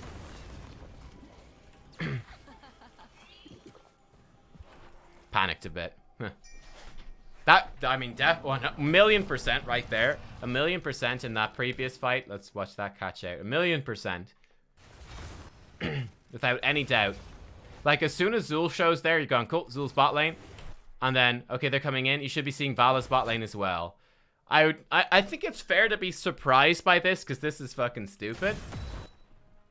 But in this situation, as the Butcher, you get pulled in here. I'm 100,000,000% going, fucking awesome, dude. Drop Lamb to the slaughter and destroy these guys. This running away is not, that's really bad. Anyway, fuck it. Who cares? It's not good. Okay.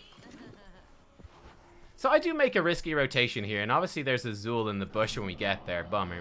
I think it does somewhat make sense. We know that Zul and Vala were there. We expected that Vala and Oriel would rotate towards mid because of that crazy team fight. It's kind of the expectation, so we feel probably fairly safe. I didn't actually expect Zul to be in the bush. You can see that we're able to survive it just fine, though. It is actually close. Ooh, actually very close. Very close indeed. I think I missed a stun there as well, which I shouldn't have. So it's definitely somewhat of a risky rotation, but we obviously want to go bot lane to catch that soak. Probably should have had, like, Whitemane come with us. Probably. Again, our goal is not to do anything aggressive on the map at this point. Even with winning that fight right there, you're still expecting, well, at 16 versus 15, Oriel can just come up and heal them. It's not a good sign. By the way, this is the previous patch, so the Resurrect rework did not exist.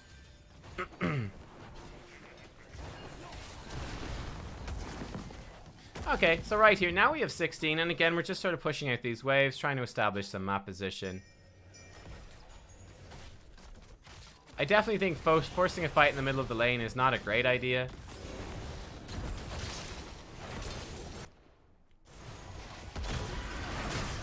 It's a decent pull by Maiev. We're able to drop our AoE. Try zone them off. We're perfectly fine with walking away from this. Diablo's going to engage. Again, I don't think the engage makes a whole lot of sense. But that's a really good charge. I should be further positioned forwards. We snipe her with the flame strike though, which is good. There's the lamp to the slaughter. It actually missed though, but still good to throw it out. Maiev does a lot of damage, but does go down. There we go, a bunch of kills. So it's definitely an interesting one. It's funny watching this back, just seeing how many mistakes there are. It's quite extraordinary. So we know that Zul's in top lane. Cool. Let's actually detach the camera from us. Excellent. Alright, let's go roaming. So Dahaka's in mid. He's trying to force this. Dahaka ends up taking a whole bunch of damage, which is not great. Diablo's looking for a flank. Goes for a charge, misses. Okay, now this is... Okay, so this is a good engage from the enemy team. Okay, it turns out that's actually really good play from me. We chunk the Vala and zone her off. That's actually great. Go me on Kael'thas. That's actually wonderful. Because Diablo's in an awful position now, looking to join in with the flank. It's not his fault, actually. I think it's probably okay to look for this, but what can he do in this situation? He can drop APOC, which he probably should be looking to do relatively early. And Maiev is pushing in now at this point. The Vala's moving forward, Zoriel's had to heal her. Obviously, Dahaka is pretty useless in this situation. He gets knocked back. We get the Phoenix out to zone them off a bit. Flame strikes as well, decent. Re-engage here. I would say, in my opinion, this is pretty ambitious. You've got a Dahaka who's kind of shit, though at least he gets some movement speed from touching a bush. Butcher's over here. It's a good combo on her. Too slow on the stun for me. Should be faster. Should be faster. That being said, what is that talent? Yeah. Did he just not cast it? Okay, so I actually think the stun was fine. That being said, I would also not go for this build. Did he not? Now I'm confused. So when he E's her, he should be able to Q her into our structures as well. That's the entire point of the talent.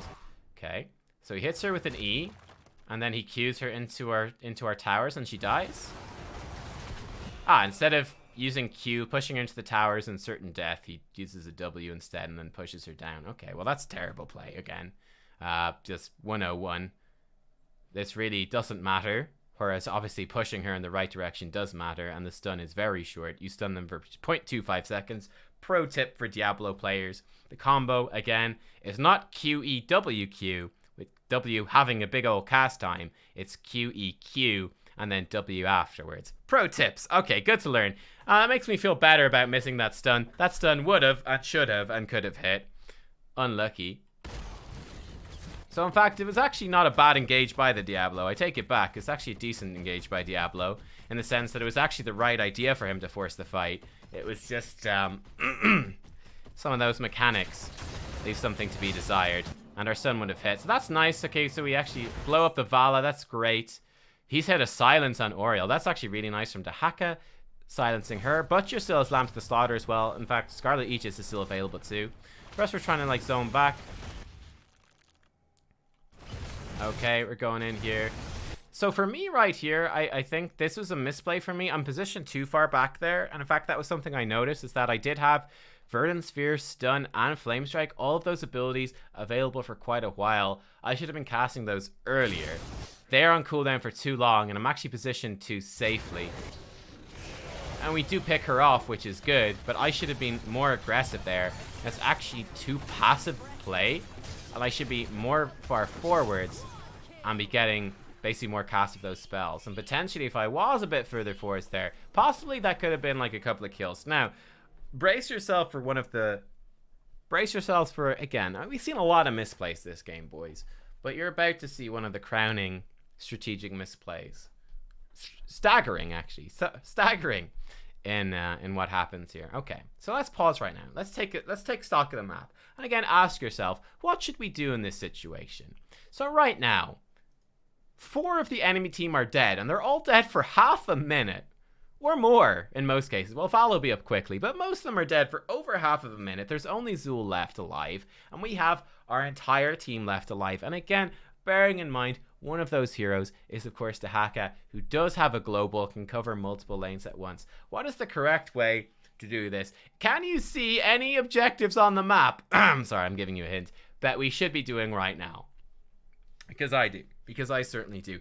Right now, what we should be doing, I think there's two ways that we could handle this. Option one would be that we run over, nuke this wave down with like Kael'thas and Dahaka, while Butcher goes up, starts this camp. We smash this camp, then we move over and we steal their camp, and we then double push top lane and try to smash that.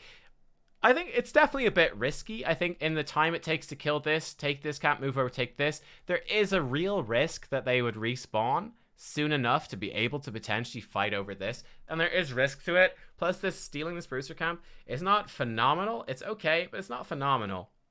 I think the best thing to do here is that you have at least Butcher plus one other person probably go up and steal this Bruiser camp. It's very, I mean, are you scared of Azul on your own? No, of course not. It's not even vaguely scary. So steal that Bruiser camp. There's nothing to stop you. They're literally all dead. Literally all dead. Great. Take the Bruiser camp. Awesome. And we can take our camp as well to split push with the objective. Cool. I think it's fine for like Dahaka and Kael'thas to come clear this just to speed this up, because this is a double camp. It's fine to come drop at least a spell or two. I would say that I should drop a spell or two and then go assist with this camp. Just make sure we take it nice and snappy and clean. Dahaka can clear this out. Then Dahaka can come bot. Having cleared this camp with Kael'thas help, Dahaka comes bot, soaks up this bad boy, starts pushing out bot lane as well. Awesome stuff. I mean, Diablo can even like push out top lane and soak that. That's great. And watch what's going to happen though. Watch what's going to happen. Again, in fact, again, this might be a slight spoiler here, but if I was to ask you in this situation, with 4 of the enemy team dead, which team was going to take this Bruiser camp right here? Or which team, in fact, even worse, which team would be the first one to take a Bruiser camp? You would probably pick the wrong one. You would probably assume the wrong one. Again, like, right here, like, White Mane, it doesn't really matter where she goes, because the hero is basically useless at PvE. She's totally shit. What do we see right now? So Diablo is, like, just AFK in mid lane, basically. Butcher is soaking bot lane. Dahaka, this is okay. No, Dahaka is AFK. I'm not sure what he's checking for. I guess he was concerned that there could be a Zul in there. I'm not sure why. Oh, in fact, I know why. It's because he took this. So he does more damage while Brushstalker's movement speed bonus up. That's what he's up to. That's what he's doing. Okay, cool. Look at this. Again. And there it goes, boys. You're right. The camp gets taken by the Zul. Oh, my lord. Absolutely terrible. Absolutely terrible. And now we're going into a situation. Look at this map situation right now. By the way, you probably have a good laugh if you watch this back on stream. If you want to hear an Irishman cursing very loudly and using all sorts of profanity, this 40-second death timer will be a great example for it. We did ping it, by the way, in case someone was asking. I'm pretty sure that we did ping. We pinged the camp back then. In fact, let's go back and let's double check. I want to rewatch it because it's a special moment. I did only ping it once, which is, to be fair. Nah, maybe I didn't ping it, but Dahaka did ping it. And Dahaka's totally correct. It's absolutely what we should do. But again, this is just... It's just dreadful. It's just dreadful. When you get a lead in HOTS, it's very important that you capitalize on that lead. When you get hero kills, you need to transition those hero kills into an advantage. Passively soaking 3 waves in the middle of nowhere, getting 0 structural damage, getting 0 merc camps, and in fact, worse than that, handing a merc camp for free to Zul is absolutely terrible.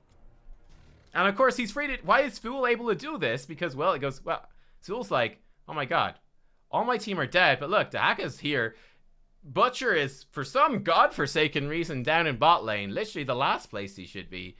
And Kael'thas, like, has no mana after that team fight, right? And they're just AFK, and, like, literally, they're just AFK, right? So it's like, Great, I guess I just fucking get this camp for free. Fucking PogChamp, man. Again, 100% I think the correct play is you steal this camp while they're dead. It's very safe, quick, easy to do. With the Butcher, again, Kael'thas, Dahaka go clear this. Dahaka goes bot soaks that. He can burrow top, clear that out again if needed. You just go, we go steal that camp. With the Butcher, the Kael'thas having nuked this wave, goes and helps. You can bring the white main too for funsies if you want. I guess if Zul shows up, which would be, again, pure suicide. But if he does decide that he wants to suicide, I guess bringing white main over to assist him with his Sudoku is not a terrible idea. Then you can swing back, you can grab this camp, and then great, you're in a cool map position. Easy Kael'thas reset now to get mana because you'd have none left. And bam, you're going into this objective. And cool, the enemy team has no Merc camp. In fact, your Merc camp has done stalled the lane and pushed it out. This Merc camp will push in and split push, and you've got a nice little split push set up. You've got nice XP from taking the Merc camps, and then having established good top lane control with those Merc camps, you can then move into the mid lane, again push out the new wave that's come in, clear out bot lane, and push up, and again have a beautifully pushed up map, grab all that experience that's come to your doorstep, and be over at the objective on time in a good XP position with a good split push. Instead, we get this. Travesty. Travesty. Oh my lord, it pains my soul to see. It pains my soul to see. It's just, it's like, what advantage did you take out of it? You kill four members of the enemy team. How many did they kill of you? None of. 5 of us were alive versus 1 of them. Wow, 5v1. What advantage did you get? What did you achieve with 5v1? Did you get a bruiser camp? Well, somebody got the bruiser camp. The one guy. It's like, what? What? The team that got the advantage was the 1 versus 5, and they got the bigger advantage. It's a travesty. Oh my lord, it's terrible. And you can see not only that, not only are we not taking this bruiser camp. Again, this is mostly on Butcher, I'm going to be honest here. Not only have we not taken this bruiser camp, but we haven't even taken ours. We haven't even taken ours, and the shrine has been activating for 9 seconds here. And we're still just like, literally AFK in bot lane, achieving nothing of note whatsoever. So obviously I'm hearthstoning here because I need to get mana for this objective. So that's what I'm up to. You can see these guys want to take, like, this is a travesty. It's like 4 fucking Kael'thas gone back to get mana for the objective. At least the tank and healer eventually made it to the bruiser camp. They eventually realized, and the 2 fucking damage dealers are off in Africa. He's got his dick in one hand. He's got his mate's dick in the other. And then he's got a 3rd dick in his mouth. Okay, there we go. We're finally making our way over. But look at this. By the time we actually get over to take this camp, look at the map position. Look at this. Again, it's a total repeat of the situation earlier where the enemy team had 4 people up here and we had like 2 people AFK in a bush doing nothing. It's a total free objective being handed over here. It's an absolute travesty. Zul, of course, is easily able to walk away. Butcher stun gets outranged. Doesn't have Lamb to the Slaughter. Again, oh man. Okay, this is another horrific misplay again. Oh man, it's another horrific. Oh my lord, it pains my soul. Okay, sorry. I don't like picking on individual players this much, but it has to be done. So like right now, the Butcher, like, he's rooted. He's like out of this fight. There's no fucking way he catches up, and he doesn't even have Lamb to the Slaughter. And you got to fucking know, man, that the shrine is activating. You need to get over there. You cannot give up another free objective to the enemy team. It's like, here's the question. Can you kill this Zul? Maybe, because he's got the wrong heroic. Maybe. We're going in. So the charge gets outranged, by the way. That's why it doesn't work. Even if you hit that charge, I think the Zul still probably just walks away because you don't have Lamb to the Slaughter. You just need to accept. In fact, it's good for you guys as well. It's a good thing to do is to go, okay, oh, hang on. Instead of charging after Zul in a vain attempt to get a kill, right, which doesn't even particularly matter because they're just going to take the objective, just go, okay, hang on. Advantage for us. If Zul is up here in the top lane, running away from Dahaka, okay, and obviously he's going to escape, obviously, but he still has to run, because if he stands still, he's going to get killed, right? So Zul's running away. Cool. Dahaka has a burrow, because that's what Dahaka does. Hang on. If the 4 of us move down to objective, and Dahaka can burrow down, and Zul can't burrow down, that's a 5 versus 4. That's an advantage for us. Fantastic. That's great. Instead, we're ending up in this situation. So Butcher's top lane. Okay. And at this point, This is the point. Butcher is now mounted up. So it's at this point that Butcher is mounted up. He's still in top lane. Look at this. The enemy team is already halfway through the mother flippin' objective. And by the way, we still have the flippin' camp that we should have stolen. That camp is still pushing a top lane. Oh, it's miserable. Okay, now we're moving in. Daka's going to come back and go in again. Okay, cool. Rant's over. Let's look at this particular team fight. But needless to say, we're moving into this at a massive advantage. Okay, so Butcher has now reached mid lane, which is the point where he's actually relevant. And the enemy team has already got 27 skulls literally for free gifted to them. We're going into this fight. This is a pretty good engage here by Diablo. Zul is kind of out of position. Good stun by Diablo and a good Crystal Aegis from Oriel. That's exactly what she should be looking to do. Gonna drop in a Phoenix on top of that, which is fine. Lambs to Slaughter on Murden's actually not too bad. Good engage by Maiev. She's doing so much damage right there. Great heal, though, by the Oriel to counter that. Maiev getting poked down. She does go down. That's good. Burrow in from the Haka. We're looking for some picks here. This is still great, so she should die now. Ooh, she didn't get basic attacked by what? So how does Vala not die right there? Hang on. That should have been really good for us. I'm confused now watching that back. Look at this. Oh my god. It pains me to watch this replay. It pains me. Physically. I'm in agony here. My soul is writhing in torment. I know that's not physical pain. That analogy, that dramatism went way off. Way off rails. What happened there? How did Vala not die? Okay, so we're going into this. An absolutely horrendous map position. 100,000,000% avoidable and obvious too. So it's a good APOC. It's a good APOC. I think the Q-EQ combo here from Diablo, potentially a bit early, but it's not a huge deal. Going for the Flame Strike, and again, like I said, good Crystal Aegis. And it's a great follow by the Maiev. This is just my camera here. Butcher charges in on the Zul. Okay. He's moved back, which is correct. So we're back over here. So again, really good Maiev play, but she has been isolated. The enemy team is getting too worried by Dahaka. And again, it's the power of Whitemane. Whitemane's actually phenomenal counter to Maiev. Even more so at 20, you can upgrade Scarlet Aegis to give Unstoppable for 2 seconds. So it completely nullifies this. It's one of her strengths, so that's great play by her. So she's dead. Wonderful. Okay, we're moving in here. Zul does his thing. Probably, I think, watching this, I think I care too much about dodging this instead of going to this fight. So this is great. Butcher missed his Q. He got stunned. Bummer. Okay. I should be landing a basic attack here. And so should he. Oh, he got a range. So we should probably be looking for basic attacks there. It's a great stun by Oriel. It was up to me and Dahaka to land that. And now with him getting picked off, camera's borked. So we're caught off. We try to just kill the Vala for the sake of doing something. Enemy team is 20 now. No, Murden hasn't taken a talent. There we go. He gets rewinds, and they'll kill the Butcher with that. Okay, cool. That was very close. You know, that's a little bit unlucky that the Vala didn't die. It's pretty clutch, pretty close.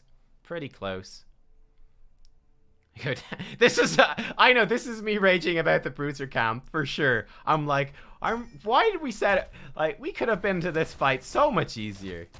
So much easier. It's terrible.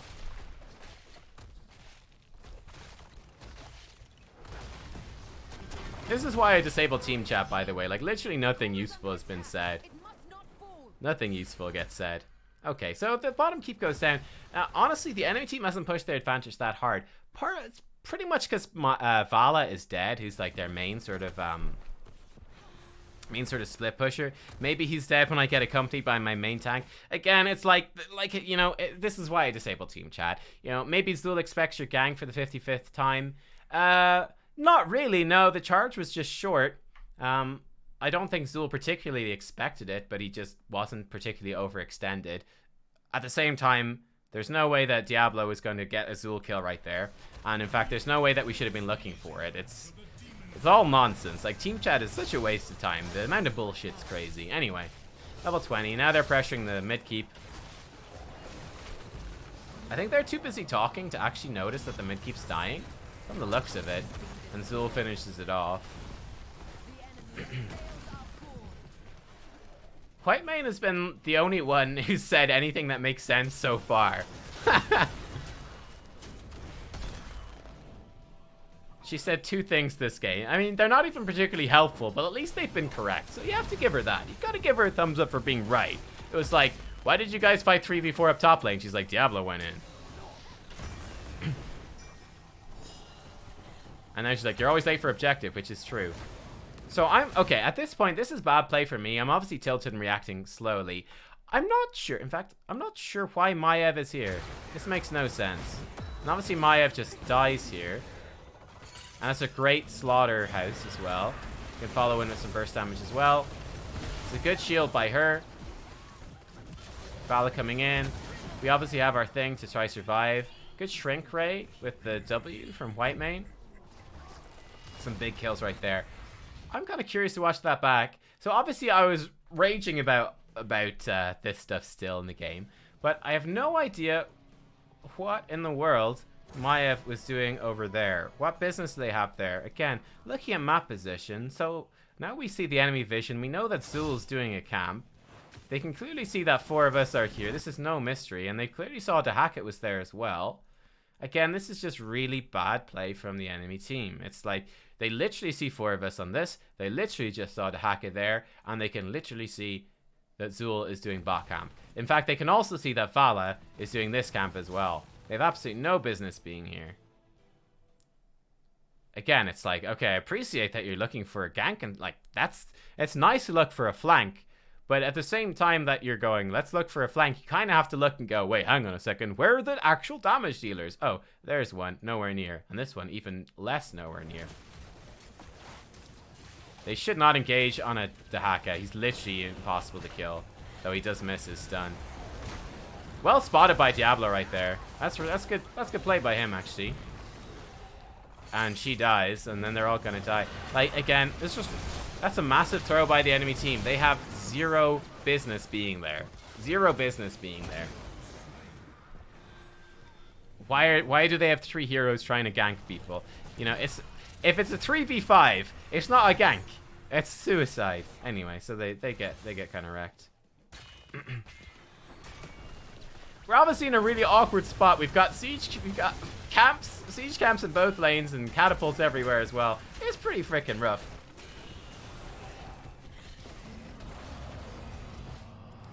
Diablo's AFK right now. Diablo's AFK right now. Does he have Bolt available? Surely not. No, he doesn't. Okay, that's a bit more forgivable right there. But again, if you got this combo with Diablo, you see a Zul out of position or a Muradin, you just QEQ them and then let your team follow up. Especially with the Kael'thas who can follow up with a stun. There's zero question. That's what you do. Zero question. Yeah, I mean, Diablo is so scared here. Again, we need to pause again. And much like the enemy team just picked a fight 3v5. And hopefully you guys can understand fighting 3v5 is a really bad idea. Right now, sure, Diablo's in half-life. However, let's count the heroes here real fast. 1, 2 versus 1, 2, 3, 4. Who do you think wins this fight? It's not like the others are in the bush, by the way. They're literally all dead. I mean, this is ridiculous. Obviously, it's Kael'thas who want to run away because we want to be, you know, punish them when they go in. Butcher can't go in yet. He doesn't have charge. I'm not sure what drugs Diablo has been smoking. He's running scared from Azul Muradin. Should at least stun him against this. Okay, finally. That's such a slow turnaround. That's exactly what you should do with the Diablo combo. That's what you should do. The trigger has been pulled about 20 seconds too late, though. Close. He gets out barely with like 1 hit point with rewind. Close. Close, close. But right there again, the fear is incredible. My god, lol. I mean, I don't know, man. It's like, I just can't fathom a world in which, Defend your core. you know, a tank is running away from a 4v2 engagement. It makes, on equal talent tiers, it makes no sense. Not even against significant damage dealers either. A very easy fight. Anyway, so we're going to come back. We're going to depush this. That's cool.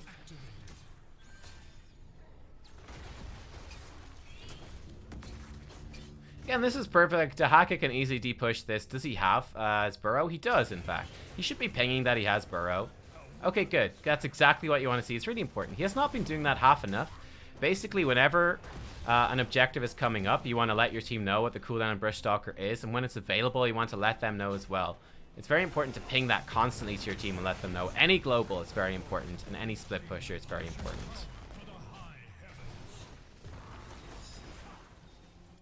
Okay, so again here, to set up the context, there's a lot of fear happening here as well, which is totally unearned. So again, bear in mind right here. Okay, what do we know about the map position right now? Okay, what we know right now is that Dahaka is depushing, clicking global in at a moment's notice. We know that we basically have all heroics. Phoenix isn't there, that's not important, he'll be back soon. And we know that Zul is currently dead. Okay, so Zul is currently dead. Zul is currently dead. And what am I seeing here? I'm seeing a lot of fear. Zul's only respawn right now. And what we see here is a massive amount of fear. Butcher's way back. Way back. Way back. This is not good at all. It's not good at all. How do we win this game? Literally the only way we win this game is if we wipe out the enemy team again. Or we take this objective. But it's very important that we rush this objective. It's really important that we rush it. If we see the enemy team show up bot lane, again, Dahaka will live. He's a Dahaka. He's not going to die. He's super survivable. Super survivable. He will survive. We have time then to Hearthstone and get back. But it's important that you have to play it risky and you have to try to take this objective. If they go for the backdoor, you have to be ready. But again, you have to bear in mind that Zul, we know that Zul has just respawned and is running from base. You can see, now he's up here. Cool. But he's only just arrived here, right? The enemy team is probably too passive here, but they're feeling pretty safe. So I guess it makes sense. They don't need to backdoor. They can just fight for this objective and let the Winions win the game, actually. So it's probably fine for them to do that. But it's really important for our team, especially while Zul is dead. It's so important that you push up aggressively. You need to get that forward vision. You need to create at least the threat of this to try to force the enemy team into action. Because again, you're not scared of a team fight at this point. Until Zul can get here, which is right now, until that point, until like 2027 in this replay, you should have zero fear of pushing forwards, and you need to. Every bit that you push the map forwards gives you more vision, gives you more protection from the back door, and it creates some actual pressure on the enemy team who otherwise really don't care. They're playing it super safe and they don't mind. Now we feel really good because, well, I mean, we literally can see they're all here, right? They're literally all in vision of this, so no hassle on us. So this is good. Now Butcher's moved in, and that's actually good. Creating a bit of pressure. That's what you like to see at last. Let's actually put vision back onto us here, so you can actually see what this is properly looking like. So this is obviously a very intense moment in the game. We're going into our last legs, right? It's not looking good. But Dahaka, again, really good. He's pinging it again that he's available to use Brush Stalker. That's exactly what you should do. That's good. For us as the Kael'thas, it's a bit of a zone thing, expecting them to move in. But we need to be ready for this, for them moving in. Butcher, that's good for him to back off. He's correct. That's good positioning by Butcher. So he's correctly positioned around that. He's been working down the shrine. He's ready for the enemy team to come in. He backs off. That's actually proper play. And this is pretty good positioning too. Diablo's looking for an engage. It's a bit ambitious there on the Apocalypse, not gonna lie. He's gone for it. The enemy team overextends. It's a good Slaughterhouse, catches 3. And we're following up with the KT damage. Another Flame Strike on top of that. We should fire another one. That's actually underutilization by me right there. Vala goes down, no problem, and that's 2 kills for us. Bada bing, bada boom. Not the best Apocalypse, but a bad split from the enemy team, and a good Butcher engage off the back of that. Followed up with a KT damage as well, and the enemy team explodes, and we get 2 kills. Nice, nice, nice. Very nice indeed. Very nice. Okay, so switching off here to look for kills is good. In fact, let me rewind this. Let me rewind this a little bit. Again. We're almost at the end, guys. Never fear. We'll try finish this before a 2-hour video. Oh my god, it's so long. Okay, so great. We just got kills. Cool. Now, we still need to be aware of a backdoor. The enemy team could still try to backdoor, so you need to be aware of that. Let's actually decouple the camera now, because I want to actually see this in more detail. So this is totally fine. So we're rushing this as fast as we can. Dahaka is doing damage. He's going to scout for a backdoor. That's okay. Now, Diablo should be the first to respond to this. Diablo, he's too slow to respond to this. Again, this is his priority. He doesn't actually add a lot to clearing this out. Kael'thas nukes the shit out of it, and then Butcher obviously does as well. The White Mane and the Diablo, they're not too concerned. Obviously, they're correct to help, but their main concern is being like, okay, we need to track where the enemy heroes are. Alright, and we need to be prepared in case there is something happening. We obviously want to clear this objective as fast as possible to actually create some game-winning potential as quickly as possible to, again, prevent that backdoor. But the tank and the healer should be ready to react. You see, again, like, right here, like, he's charging in, and Diablo is still basic attacking a minion in the lane. Like, he's literally behind a Kael'thas right now.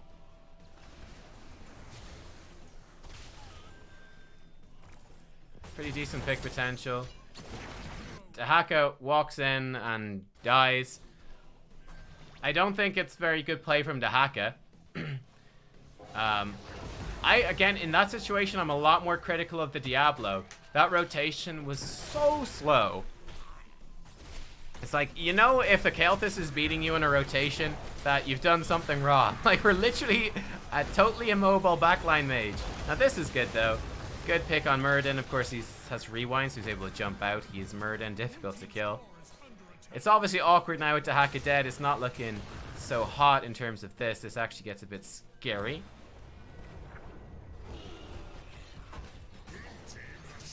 Good attempt at a charge. Diablo is still very scared right there. So scared right there. I get like they're so far out of position. Okay, you charge in on the Maiev right there. She's probably going to use her D and just walk away. That's fine. But QEQ, push her backwards, the Punisher follows up, and bam. If you kill her there, you're good. And like, are you going to die? It's, well, not very likely.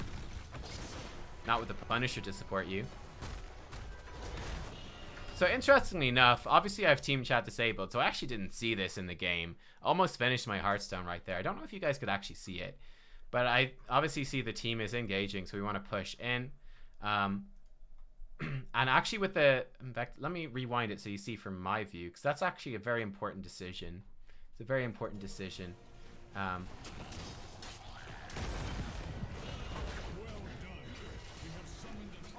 Greedy to take the globes, I'm not gonna lie. Probably shouldn't take those globes. Okay, so we can see, we're looking at the minion wave and we see, the minion wave, it's not actually that dangerous. It's only one cannon, it's not actually gonna kill the core.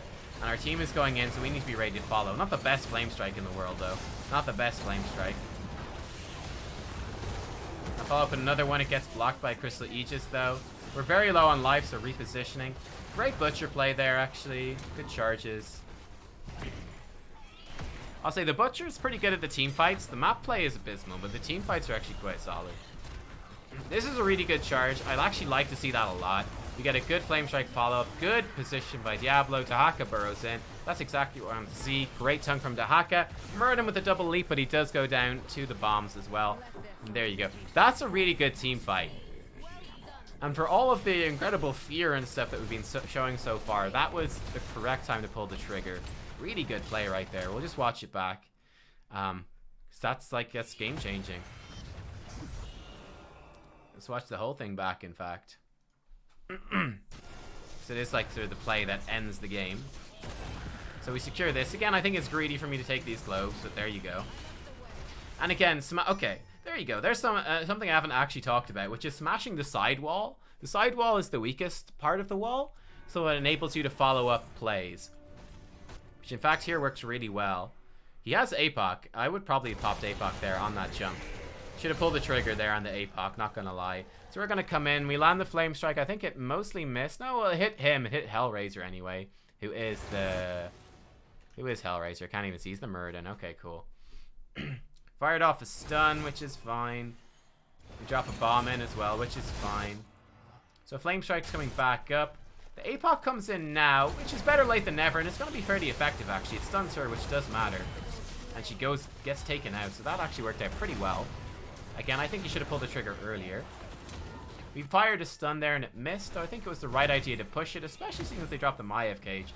The Maiev Cage, again, coming in kind of late there, I would say. Zulfin catches it out. Very good charge by him. He gets this 50 spell armor when he finishes the charge, thanks to this one, Meat Shield. So he's feeling pretty safe. We're able to follow in, and the Flame Strike talent there, level 20 we talked about before. Able to actually hit both of them for big damage. Great position by Diablo. The Haka comes in. Gets a beautiful thing on Oriel, which is phenomenal play by him. I presume he did mean to do that, but that was super slick. We get the kill on her.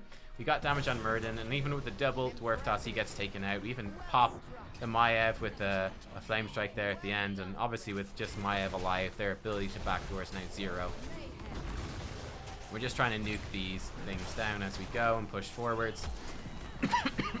And that will be game. So there you go, guys. Like, the first episode of the new Overexplained series. It's a 2-hour episode, so hopefully things were actually overexplained. That was one of the complaints, which I think was a very valid complaint, and why I actually stopped doing, or part of the reasons I stopped doing that initial Overexplained series was that it didn't really feel like an Overexplain. It was more of just a decent regular explain, I guess.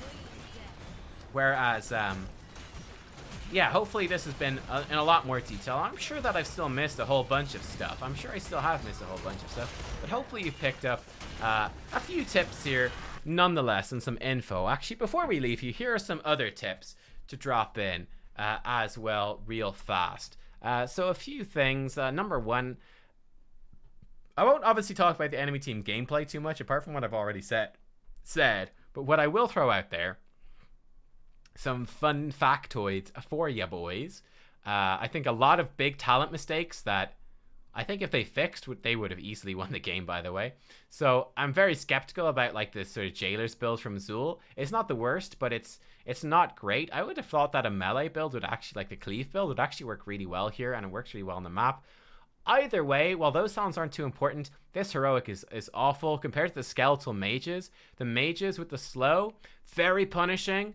It's a walkie. These are like, well, he's got his charge, right? But walkie hero. Yes, we got some charges, but they're a bit clunky, shall we say? White Mane is a totally walkie hero, and Kael'thas certainly is. Like, Butcher charges in, and you drop like, I mean, imagine right here, like Butcher charges in here. His team is back here trying to follow in, and you drop a line of mages, like bam. That slow is absolutely massive and could be game changing. It's a terrible talent choice by the Zul. It's really, really bad.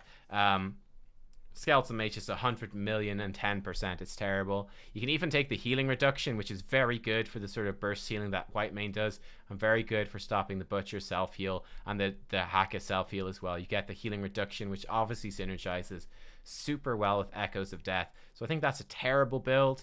Murden one is pretty fine.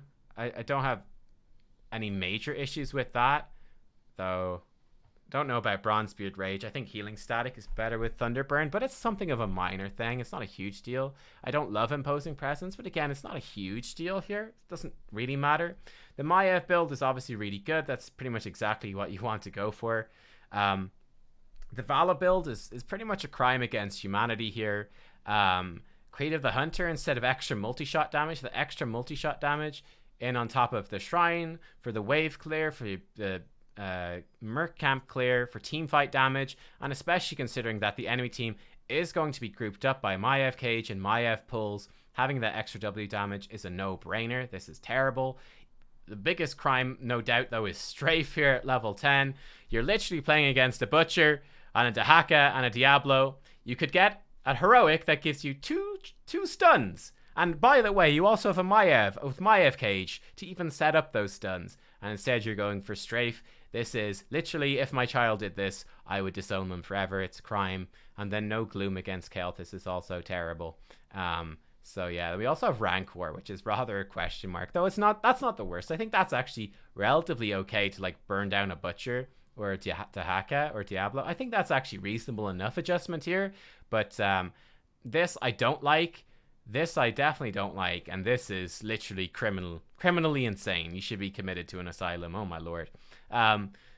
Interesting with Oreo, we made one adaptation here, which is getting the faster Sacred Sweep, which I think is okay rather than the damage, though I generally do prefer the damage. The nice thing about the faster Sacred Sweep is that there is this really cool talent you can get at level 13, right? Can I see? Yes, I think I can. There's this amazing thing called Blinding Flash, which actually blinds people in the center, which is obviously, well, hey, funny enough, they've got a Butcher. That's really good against the Butcher. Unfortunately, while we did take the Swift Sweep to make it, you know, just super easy to land that Q on the Butcher and blind him and neutralize a lot of the damage that he can do. Unfortunately, we forgot to actually take it and went with Piercing Lash, which I think is fine, but I really don't see a particular purpose in Swift Sweep compared to that. It's not a huge deal now. Like Piercing Lash, don't get me wrong, it's still good against the Butcher. It's still pretty solid. So I don't mind this too much. It's certainly not half as much as the other choices. I think it's pretty reasonable. But I think you could definitely ask the question of whether or not the blind might have been more useful. Or like the attack speed thing with this terrible Vala build might have been a good idea. I mean, why'd you even go basic attack Vala and then take the thing that you have to channel for 4 seconds anyway? Like, is that not...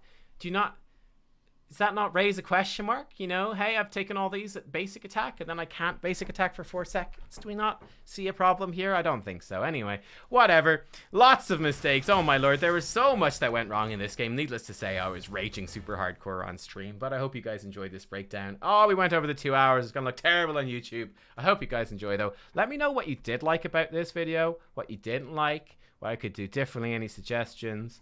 If you do want to actually see more. I'll see you all next time. Hope you learned something, guys. Bye-bye. Over-explain out.